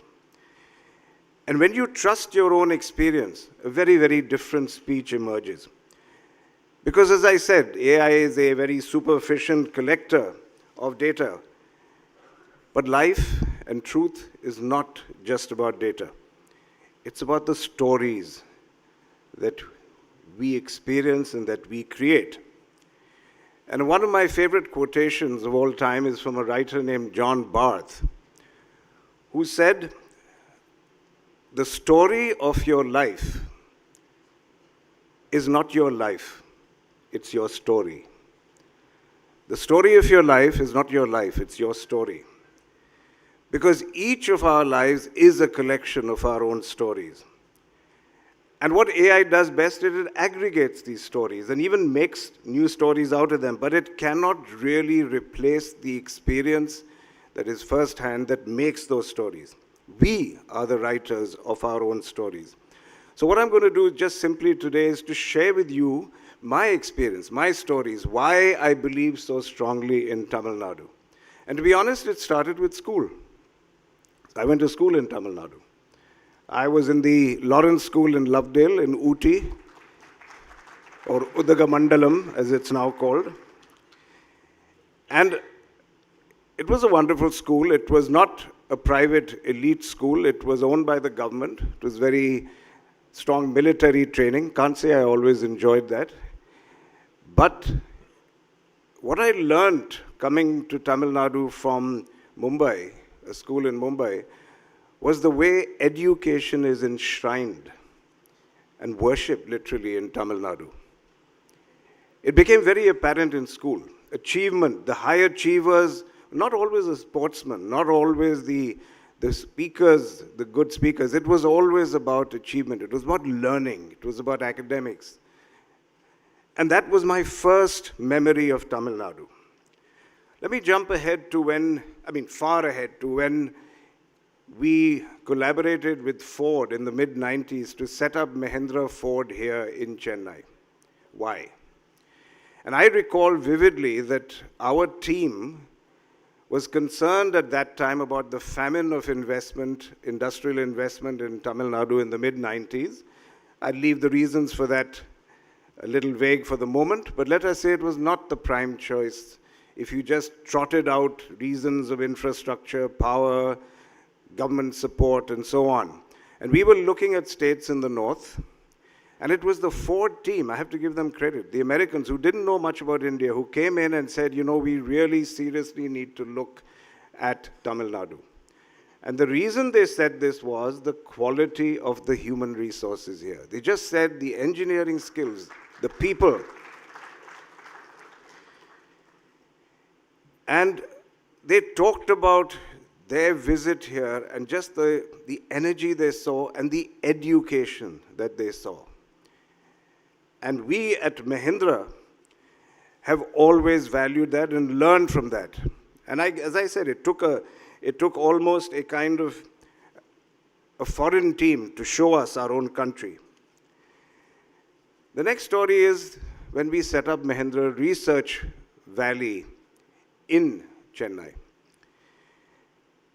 Again, I must tell you, this was a very personal decision I took.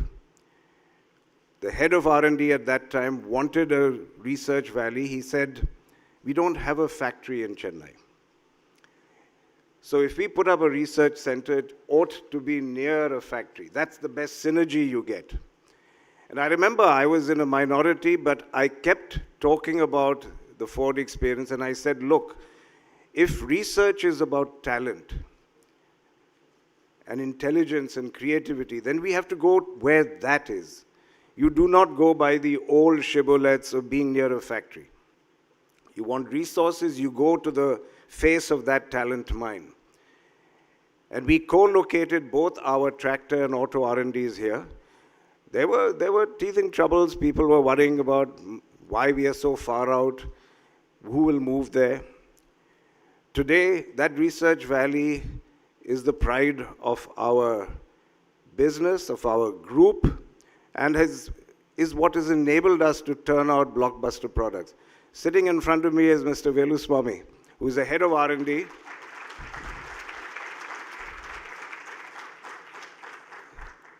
Velu is a story in himself. Schooled entirely here in India, in Tamil Nadu. And he has risen to become one of the most respected automobile engineers, not just in Mahindra, but I would say in the world today. Congratulations, Velu. And another story, Mahindra World City. I remember, we set that up originally as Mahindra Industrial Park to accompany the Ford plant. And again, I'm telling you the honest truth. We were so delayed in finding land that by the time we found the land for the industrial park, all the component suppliers had already found other locations. And there I was with one of our board members telling me, Anand, this is a real white elephant you're creating. Why don't you just donate the land back to the Tamil Nadu government? That was the situation of the kind of attitude that there was to Mahindra World City. So we pivoted, we repositioned it, because I still believed very strongly in the power of the human resource here. And I said, if we came here, set up a plant, putting up projects here, then why won't the world beat, a path to the doorstep of a special economic zone here? So we renamed it, a little immodestly, I must admit, as Mahindra World City. And we positioned it as a special economic zone. We convinced Narayan Murthy to come in as one of the first tenants. He came back, and I remember telling him, he said, Anand, I know White Elephant. It's visionary, and I'm be proud to be a tenant here. And after that, there was no looking back. And all of you know what kind of tenants and what kind of people we have at Mahindra World City. But they're all there because of the human resource here. And the last story is really about a different kind of resource, not engineering resources, but just in general the resources. All these projects I talked to you about were enabled because of an outstanding bureaucracy here. Whatever political regimes came and went here, the bureaucracy here was simply outstanding. Very supportive, always with you. They were the people who enabled and facilitated and stood with us as we had teething troubles through all our projects. Once again, this is exemplary of the kind of resources here. I don't know whether you know, but Shaktikant Das was with the government here at that time, heading the guidance agency. Today he's the governor of the Reserve Bank of India, which I'm proud to sit on. And he and I often reminisce about the days here and how we facilitated our coming in. So that's what Tamil Nadu seems to do. Shaktikant is not Tamilian, he's from Orissa, but Tamil Nadu has the ability to take people, provide an environment in which people bring out the best in themselves. So the lesson that I draw from all these stories is that while infrastructure, ports, power supply, and things of that ilk are hygiene factors, and that technological advances like AI are important, it's always the quality of the human capital that matters. And that's why I'm not at all gloomy about the prognostications that AI will one day take over from human beings. Technological change is always frightening. I mean, even as far back as the ancient Greeks, Socrates disapproved of the idea of writing because he believed it would affect the human being's capacity to memorize. And yet, writing turned out to be one of the most seminal developments in human history. It enabled the capture of ideas, the spread of knowledge, and the freedom of expression. It was not writing itself, though, that created this impact. At a certain stage, everybody could write. Writing changed the world because it became a tool for exceptional people to create literature, philosophy, knowledge. In short, human capital added value to the technology of writing and used it to enrich its master. So AI will become the companion to the creative process, not its master. And to end, well, finally, the quality of human capital in Tamil Nadu is outstanding. Singularity, that state, if it ever comes, will probably come last to Tamil Nadu because of the strength of the human intelligence that you nurture. And that quality is your Brahmastra. But you know, the Brahmastra is meant to be a weapon that has the power of devastation. But on the other hand, the Tamil Nadu Brahmastra is a weapon of empowerment. It's going to ensure that the power of human capital pushes new frontiers and makes the world a better place. Thank you for your patience, and I now look forward to my fireside chat with Horma Surabji.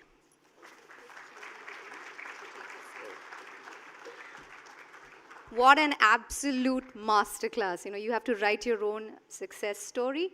I think that's truly amazing. And thank you for the faith that you have in our state, Tamil Nadu.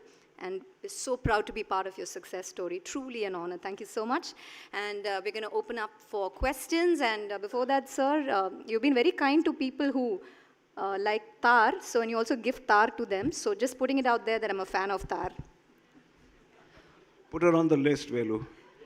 Thank you. All right, we're going to open this for questions. So I request the audience, introduce yourself, keep your questions really brief, put your hands up, and our volunteers will reach you. Thank you.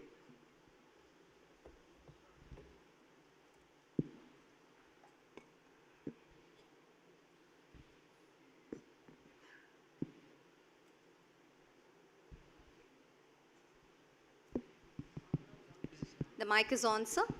Yeah, this one is on. Thank you. So we are from SN Auto. We are doing car dealership for last 35 years, and we used to sell Mahindra cars. We sell hundreds of Mahindra cars in last 30 years. And we have our own YouTube channel. Our YouTube channel name is SN Auto Consulting. So my question is this, sir. We used to sell a lot of Mahindra cars, but the second-hand Mahindra car market in the showrooms is not much, I can say, not make our automobile industry more effective. At the same time, we can make Mahindra more popular. Thank you. You know, I like hearing I plan to sell or I sell a lot. So I want to first of all spend a lot of time with you, to be honest, apart from being lighthearted, as to why you are in the used to genre. I want to know what made you abandon us. And that would be my case study, because I always like to get learnings. I like to get my money's worth out of events like this too. In my own personal garage, I have 4 Mahindra cars, sir. I have 4 models of Mahindra cars. Let's stop right there. That's nice. That's a nice note. Maybe I don't want to know anymore. Right. No, but thank you. But seriously, I think every time somebody says, I used to, but I don't work with Mahindra anymore, then I'd like to know why. That's the only way we will learn and improve. So I would very much like to have a conversation with you. All right, we'll meet you offline. All right, next question. Sir, I'm Janti from Industrial Economist magazine. So at Mahindra, you have successfully transformed your ICE line into an EV line. How do you foresee the automobile industry changing? Would we have, when hydrogen comes, would there be another change? And how does this concept of circularity come down to MSMEs? Can you please highlight? Sorry, the last part I didn't The hear. concept of circularity, how can it trickle down to MSMEs? Well, you know, to be honest, we haven't made the transition to EVs yet. Velu is in charge of that. So we've got a blockbuster lineup coming. I'm so excited about it, I have to tell you. I think all of you are going to be pretty astonished by what they are turning out. But we haven't done that yet, so let's not count our chickens before we've hatched. I think what we have done so far is to build a world-class engine line here, not just for diesel, but gasoline. People might have forgotten that at one point people said Mahindra knows how to make only diesel cars. And it was this gentleman and his team here, and Hormuz has come to me before and said, I never thought you guys would be able to do it, but kudos to you, you have. So we've made a transition before, and when I joined in 90 and was heading R&D, at that time the momentous decision was how to change, or whether to use DI engines or to use IDI engines for diesel. Those were the kinds of trade-offs you always have to make. So, you know, the change of a powertrain, to be honest, is something I have done before, seen happen. What I think we have to make sure is that we design products that are exciting, create a brand that is aspirational. That goes well beyond powertrains, whether they are diesel, gasoline, EV, hydrogen, whatever. All I can assure you, when I look out at the future, There might be one Tesla that will come in and capture the world's imagination in the cusp of a transition of powertrains. Otherwise, I believe the auto business will always depend on how you capture the mind of a consumer. Because a car is not a powertrain for you. A car is an expression of who you are. You are not an EV. You are not a diesel engine. You're not a gasoline engine. You're a personality who's choosing a car because the car's personality mirrors yours or expresses who you want to be. That's the real challenge of car companies. And I don't think that's going to change in the future. So I'm not just avoiding your technical questions for that reason. I'm saying that Mahindra will find ways to always be in the forefront of any powertrain that consumers want or that the planet needs at any point in time. Let me stop there. And circularity, sorry, it's a very important issue. You know, there's a scope 1, scope 2, and scope 3 when you look at your sustainability levels. And we are working very hard. In fact, Abanti, our head of sustainability, is here. She wears that hat amongst others. So if you can catch her after this, she will tell you. But she will confirm that for us, getting to that next level of scope is very important because ultimately we buy over 70% of our components from outside. So we cannot trumpet being sustainable unless we have made our entire ecosystem sustainable. And that is a prime goal for us. All right, thank you so much. That's all the time we have. I'm really, really sorry. We move on to our fireside chat on the topic, evolution of the Indian auto industry and where it's headed. And our moderator for this session has been writing about cars for over 30 years. He has driven everything on wheels from a battle tank to a Formula One car and still can't get enough. Put your hands together as I invite Mr. Horma Sorabji, editor Auto Car India, to take over the much-awaited fireside chat. Over to you, sir.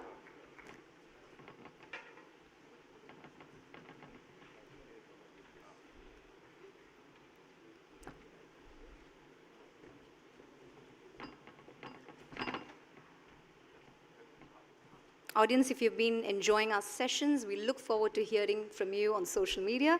Use the hashtag #TNGym2024, and let us know what you're thinking. We'd love to hear from you.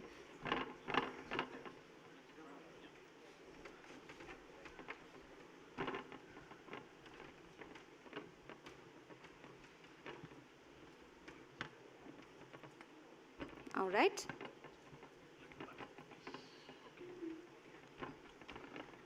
Thank you so much, and it's over to our moderator. Thank you very much for having me here. It really is an honor to kind of moderate this fireside chat with someone who I've admired, respected for, I think, 30 years. And then we go back that long in case... But you never told me 30 years ago that you respected me. Well, I hardly met you at that time. I was a cub reporter, and there you were. But I just want to give you some context on this fireside chat. I think, in the program we talked about future of EVs, but honestly, we've tweaked it a bit to talk about the evolution of the automobile because honestly, everyone knows what a legend Anand Mahindra is, but I think a few people don't know his career spans what I would call two major disruptions. One disruption when de-licensing happened, the economy was liberalized, and really Indian OEMs at that time had a threat of literally being wiped out. And right now we are standing on the cusp of another disruption that's already started, which is electrification, new energy, and the transition of that. So Anand, in that sense, you kind of bookended these two disruptions. But going back, and I think I remember, you may not remember, but I first photographed you with the Armada. That was around 93 or so. And that was the year of de-licensing, and you were really worried. Would you manage this kind of, let's say, onslaught of global OEMs? And 30 years later, I think it's fair to say that Mahindra has never been in better shape. So I think clearly, you've managed the competition, figured out what the nuances are in the Indian market. But, just straight over to you. Going back to 91, you just came out of steel into the big bad world of the auto business. Was it really frightening at that time? Yeah, my God, you and I really go back a long way, don't you? My only concern is you still look a damn lot younger than I do. That's my only. I'll have to figure out what your formula is almost. Drive fast cars. Very dry. You know, it's interesting. I started my career in one of our companies called Mahindra Eugene Steel, which was an electric arc furnace alloy steel producer. And when I joined, it was 81. And at that time, ironically, even though the government was still mired in a license raj, for some reason they opened up licensing to mini electric arc furnaces.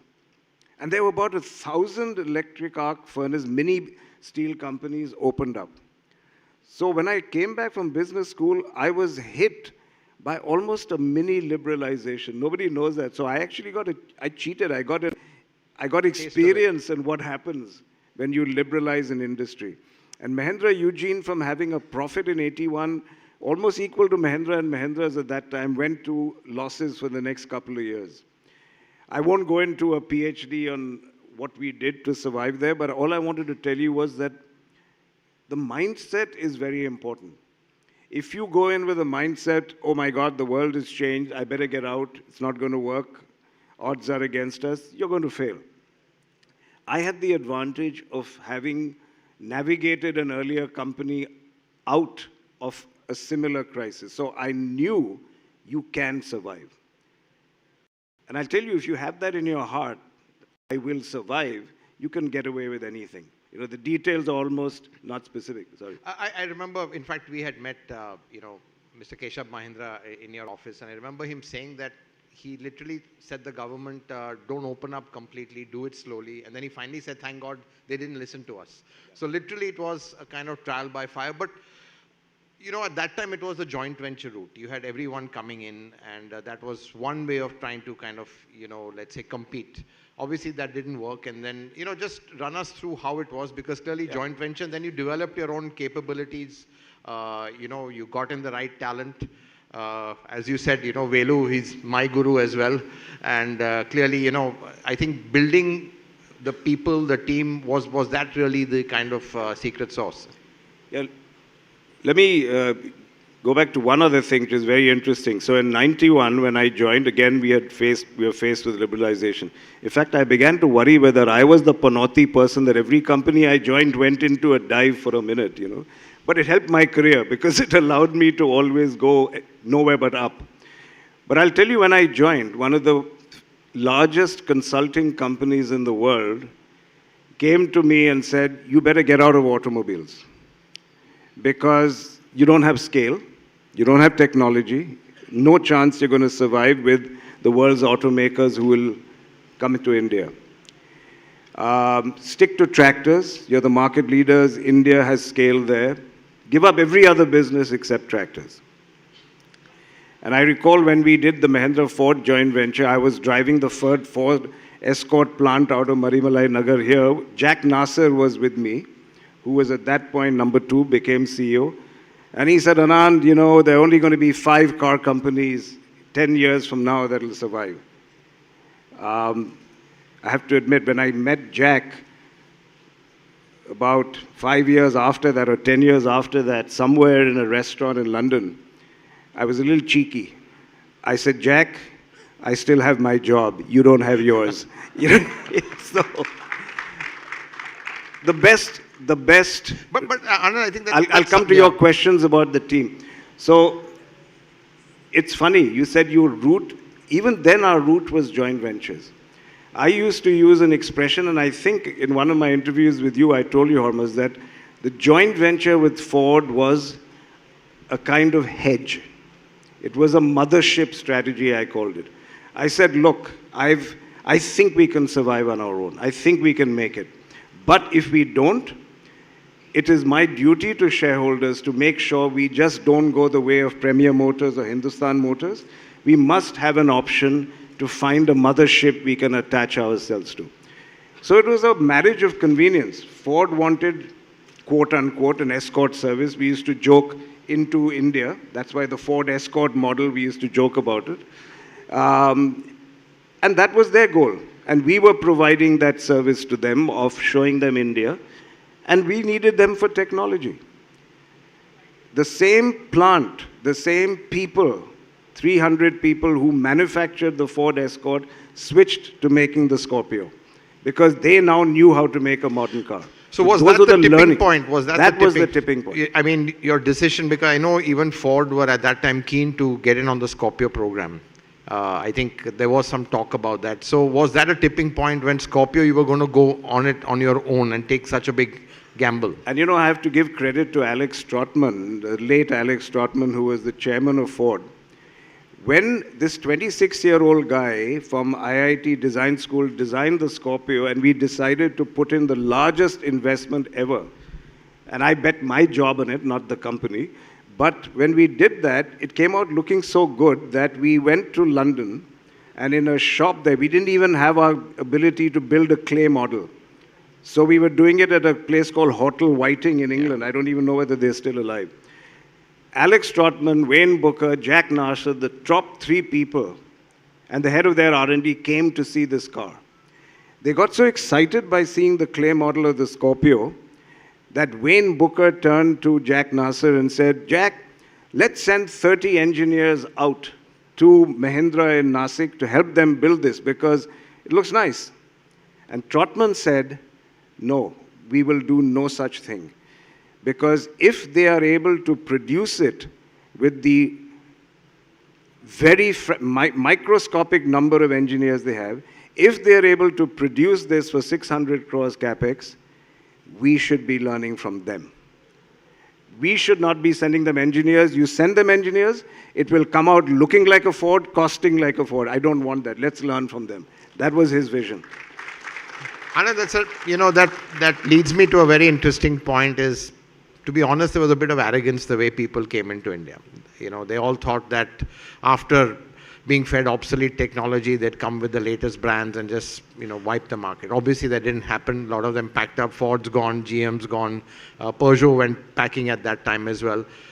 What do you think really, was the lesson from that and where you all learned from? Was it 2 things? One is a cost structure, which they didn't have, and basically understanding the Indian mindset, where, I think sometimes they think what's good in the West is good in the rest or the rest of the world, which sometimes doesn't work over here. They've come a long way now and become much cleverer in how they manage large global output. But at that time, I'll tell you what the MNC mindset was. It was an organizational problem. Everything was structured. They had a similar structure, country manager, P&L manager, and then they had a matrix organization where everybody reported. So the R&D person here would report to an R&D person there. Wherever they were headquartered, the marketing guy would run there. Their decision-making, number 1, was painfully slow, no agility whatsoever. Number 2, their solutions for different markets came out of cookie cutters. So there was an assembly line. They would take a basic product and then say, let's Indianize it. It was never India first out. It was overseas headquarters product in. That was their real problem. And so one was organizational. Second was product problem, that it was always product from overseas. And the third was their lack of frugality. Because they did things a certain way. They didn't understand. I'll tell you another little interesting anecdote. After Ford, we did a joint venture with Renault. And people keep asking me, why did your joint ventures fail? And I don't know what to tell them. They didn't fail. They were spectacularly successful. They lost money. But we are here where we are today because we learned from them. You have to have humility. You have to be a sponge. You have to learn. You have to use joint ventures as a step up, which is what we did. So when we worked with Renault, Carlos Ghosn and I and Pawan Goenka were walking around the plant where we had set up the new line for Nasik. And Carlos Ghosn said to Pawan and I, he said, there's only one other country, I think Poland, which has a variable cost as low as yours here. How do you guys do it? And Pawan started giving him some answers. I said, ask Pawan, he put up the plant. Carlos Ghosn walks ahead after that. Pawan comes to me and he says, Anand, Carlos asked me, how did we do it? He said, you know what? I have no clue. He said, and I'm glad we have no clue. Because if there was a formula on why and how Indians are frugal, they would copy it, like the Coke formula. There is no formula, it's in our blood, that's what we do. It's not able to be copied by anyone in the world. So that's interesting. It clearly is down to mindset. On the flip side, and being very honest, do you think quality also was a mindset we had to change the way it was earlier, and how we've improved in quality all this while? Because quality was a challenge 30 years back. No question about it. And I just want to understand what had to be done. I mean, obviously, adopting lean manufacturing processes from the Japanese, getting better efficiency, quality standards. So I think that's perhaps something which, was lacking at that time. No question, and I don't want to get into the psychology of why quality was never on top. Or maybe, it's a very simple formula. I'm a strong believer in competition and free markets. If you don't have competition, and let me be honest, the way it was structured here, Premier and Hindustan made cars, Tata and Leyland made trucks, Mahindra made jeeps. Utility vehicles, now we have to call it. We call it jeeps then. And that's how it was. So managing at Mahindra for my predecessors before liberalization was allocation. They just had to produce and allocate. You only get better, productive, lower cost, and higher quality if you have to compete.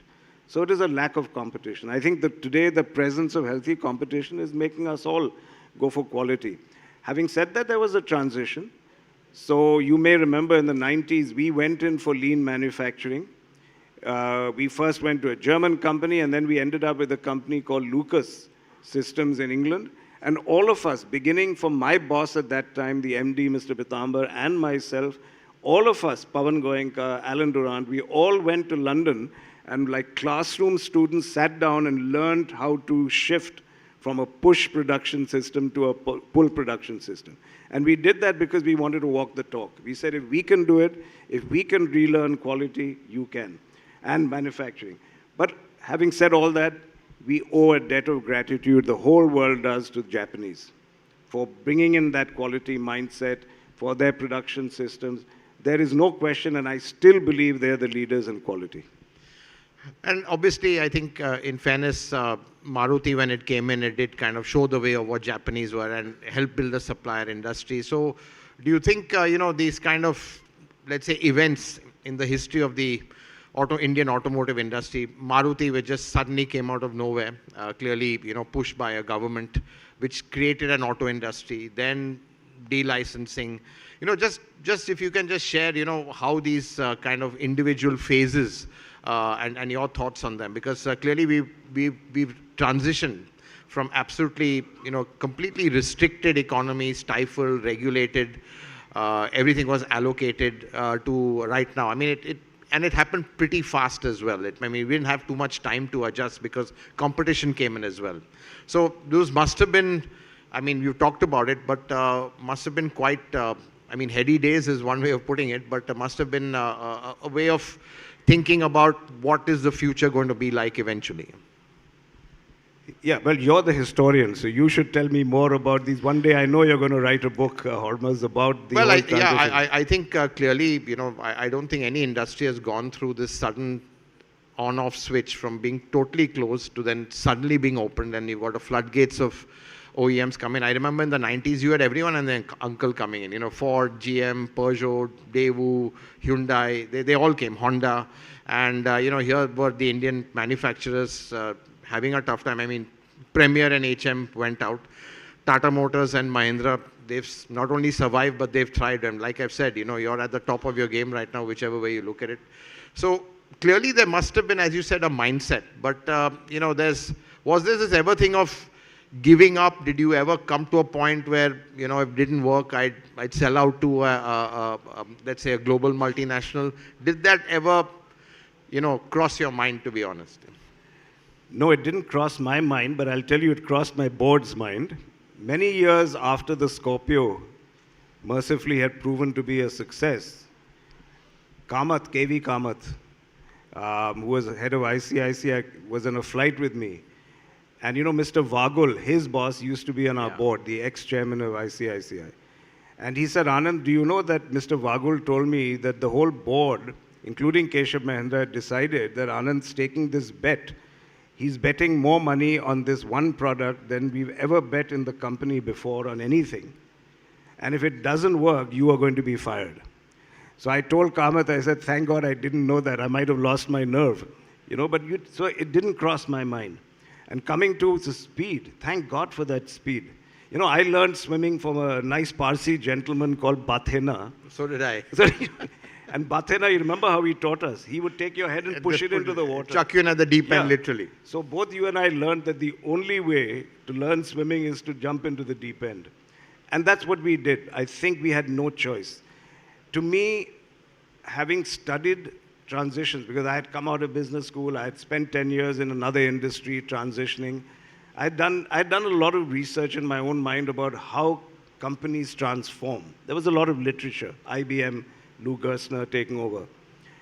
And I used a lot of those mindsets and those theories, but I knew that there was a sequence, even for transformation of a company. You start with manufacturing. You have to make sure you're producing decent products of good quality. Then you start with R&D. Then you go to marketing. That's a tradition. That's a sequence we followed. We called it BPR, Business Process Reengineering. We started with manufacturing. And that was the first battle.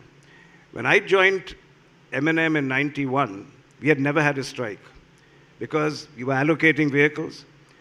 People were just giving production quotas. So every negotiation, the union would say, here's our new quota. They would reduce it down and get paid more. So when I went on, they were working 3.5 hours a day. I walked around the factory floor and I ran into people who were either sleeping or people who are playing cards. And they would look up at me, oh, acha, ye naya deputy MD aaya, and they'd go back to their cards. That was the atmosphere. Talk about producing quality vehicles or beating the world's best. How can you do it? So I first took them on there and said, you have to give productivity. If you don't do it, you're going to go the way of Premier Motors or Hindustan Motors. Fortunately, I could point to that example. There was a hartal. I was ghairaud. I almost lost my life due to violence in that. Fortunately, I stood our ground. They gave first concessions for a bonus. And then we had a 6-month strike in Igatpuri, our engine plant. And they were measuring us.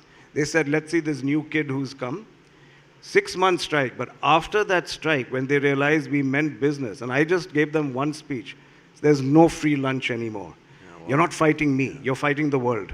And if you don't do what we're doing, it's not to make me richer. I couldn't give a damn. I studied filmmaking. I'll go back to being a filmmaker. Thank you very much. You are the ones who lose your jobs. So if you want to change, do it now and we'll do it together. We got 120% increase in productivity post Igatpuri, and then we never looked back. That's really amazing. But, and Anand, another real tipping point, again, coming back to Scorpio, not just the success of the products, what it stood for. It kind of transformed Mahindra's image of being this rural, even agrarian utility vehicle maker to something which is more modern, contemporary, urban. Did that also give you more confidence than the success of the Scorpio? To be honest, it's like the Indy car. There was no Indy car, there would have been no car company. Tata may not even have bought Jaguar Land Rover. Did that then give you the confidence that yes, we can do it, and to get more ambitious with that just one product success? This is a purely rhetorical question on his part. He knows damn well that it was a source of our confidence. Much has been written. What people don't know is that he was part of our jury. I know, I was quite... Scorpio. He doesn't normally divulge that, but the head of our auto business at that time, Alan Duran, very smartly said, I want him to come and test the car and drive it. We were driving the first first cars together in Nasik. In fact, Alan, after his bypass, we went straight down to a Bombay-Goa drive after he recovered from that. So, of course, we did well with Scorpio. Thanks to you. But what I want to say, thanks, but did that give you the confidence from a mindset point of view that, look, we want to do more? I mean, of course. You want to look global, then looked at SsangYong, okay, then I mean, you were just looking more and more beyond India with that. You were looking at exports. You eat something nice, you feel hungrier. Yeah. You want something more. Your appetite becomes insatiable. And what I love is the appetite of people like Velu and the others. They're never satisfied. They just want to do better and better. He's not sitting on the laurels of the gasoline engine. This man learned how to do EVs, what, in 6 months? I don't know how you did it. Maybe you just didn't sleep for 6 months, but he's now one of the country's renowned electric vehicle experts. And I would say 2 years ago, maybe he didn't know a thing about it. But everyone's talking about EVs, Anand. I want to talk about ICE. In fact, we've written about this. I think the way Mahindra's future-proofed its ICE strategy, talking to Velu, what has to be done is done for till 2030. You can focus on EVs right now. Again, I mean, that foresight of making, investing, I think it was about 4,000 crores or something, if I remember, on the new whole MOC platform and M-Falcon at that time. These decisions, sometimes are they intuitive? Are they based on, let's say, a lot of forecasts, because forecasts go horribly wrong? At the end of the day, Anand, as a leader, would you say how much of it is research, forecast, and how much of it is with your gut? Because the sense I get is, in the end, you listen to your gut. There was a very old story which some of the young people here won't even remember. I don't even know how many of you remember what a Sony Walkman was. Oh, you must be all history students or something. But you remember that old management story, that Sony Walkman, if you ask people, they would never have told you we want a Walkman. You had to create it and then tell them this is what I think you are going to like or need. So you can never go on research, never ever go on research. And I had that experience even in our hotel business. Our hotel told us that if you put up a hotel in Tirupati, it'll be full. They don't understand. They didn't. It was empty when we put it up. It was called Guest Line those days. This is before Club Mahindra. And I lost my confidence in you do research, but not only research is enough. You do not grow if you do not take bets. You have to take measured bets. You have to make scenarios. And I'll tell you honestly, I'm not the kind of person that would bet the company. I have enormous respect for shareholders. We have always never been dominant promoters. That's not been our mentality. We owe everything to our shareholders. So it's not my job to go out and take inordinate risks. So if you look back, we've never taken a risk that has bet the company. Even the Scorpio. It was never a risk that would bet the company. So that's not our psychology, not my personal psychology. At the most, you'd bet the project. But not the... you have... When we saw the Scorpio, Alan Duran calls me up and he said, Anand, I want you to come to our plant and take a look at what this young guy has done. What was the project? It was called an IDAM project, Integrated Design and Manufacture. It was part of BPR to learn how to design new cars. The project was building a 13-seater car. We had already built 10-seaters. We were worried excise would go to be extended to 13-seaters, so we were building a 13-seater. And then I go out and said, Alan said, Anand, we are supposed to be doing that. But this guy says, this is what we think the public is looking for.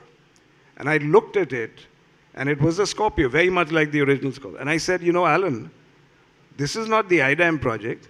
This is the future of the company. And I said, I will fight like hell to make it happen. And we did. And I told you, I didn't know it, but I was risking my job. But we went back and told the board, this is what we must do if we have to survive. Is that about research? No. Is it about gut? Yes. Not betting the company, but we made a big bet, and I think that changed Mahindra's DNA and approach to taking bets. Anand, we're running out of time, but just last question, which I think we should talk about is EVs. We can't not talk about that in any discussion right now.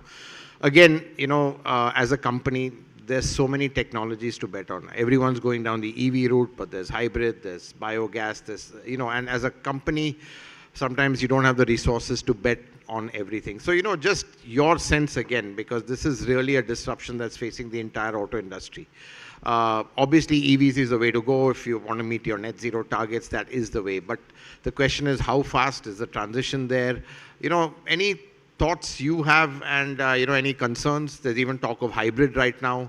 Multiple powertrains is what some companies like Toyota are looking at. They have those deep pockets to do that. But, everyone is picking one bet. There's no clear silver bullet at this current stage right now. No, everyone isn't making just one bet. A lot of people are making multiple bets, but they have the resources. So you were right in what you said, almost, that people like us are still not at the scale where we can make multiple bets. We have to put bets on one or at the most two technologies. We believe strongly in EVs. We always have. And We were the first to make one. I'm not talking about Rewa. I'm talking about the Bijli three-wheeler back in 1999. That's Zahirabad. Yeah, when we did it wherever we could find a place. So we made the first electric three-wheeler in the country back in 1999. So we've always felt EVs are the way for a country like India, which does not have fossil fuel resources, does not have petroleum. So we think it's very important both for the planet as well as geopolitically for India to have to move to a renewable fuel. But to be honest, you are then depending on supply chains, of perhaps not so friendly countries. So everything is going to be about calibration. And I think I'm not the person who is operationally in charge anymore. Rajesh Jajurikar heads Auto. He and Velu and his team have to make these bets. What I like is that they're calibrating it, that they are doing everything they can to succeed in EVs, but they are also making sure that if the pace of change is different, it's not going to in any way set us back. We have a very strong portfolio. And let me go back to what I said earlier. The real success of a car company comes from its brand, comes from its product experience. So one way or the other, the name Mahindra, it doesn't mean EVs. The name Mahindra connotes different things to different people. I don't know what it means to the gentleman who used to sell our cars, but I hope for others it is a more positive impression. I think we will survive. And absolutely last question, Anand. Single answer, I'm not going to let you go. Your favorite Mahindra? Remember that time we went to Nasik and we were driving the Scorpio? And I was blown away. I was very thrilled. The car I came in was a Bolero. And my driver, he drove the Scorpio also. So we finished and I said, "Bahut badhiya gaadi hai na?" And he said, very good, sir. Bolero ka to koi mukabla nahi kar sakta. So that's the answer. Yeah. And that's the only car I still drive, to be honest, is the Bolero. Well, on that note, Anand, it's been fantastic talking to you. Thanks for sharing your insights, and really it's been unique, and really it's been an honor moderating this fireside. Thank you so much. Thank you. It's been a firecracker of a session. Thank you for the inspiration, and we'd like to say thank you to you. And for this, I invite Mr. Prashant Badnare IAS, Special Secretary Finance, to felicitate our very, very special guest who's come here to Tamil Nadu, Mr. Anand Mahindra. Thank you, sir.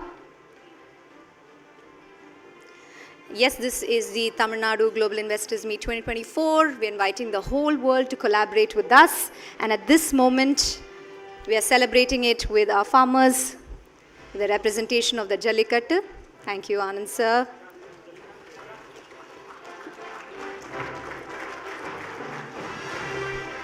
And I invite Dr. S. Prabhakar IAS, Tamil Nadu Road Sector Project, to felicitate our fabulous moderator.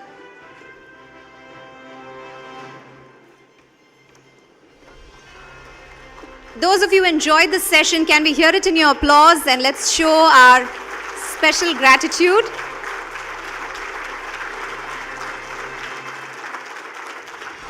Thank you, we're truly honored. Thank you so much.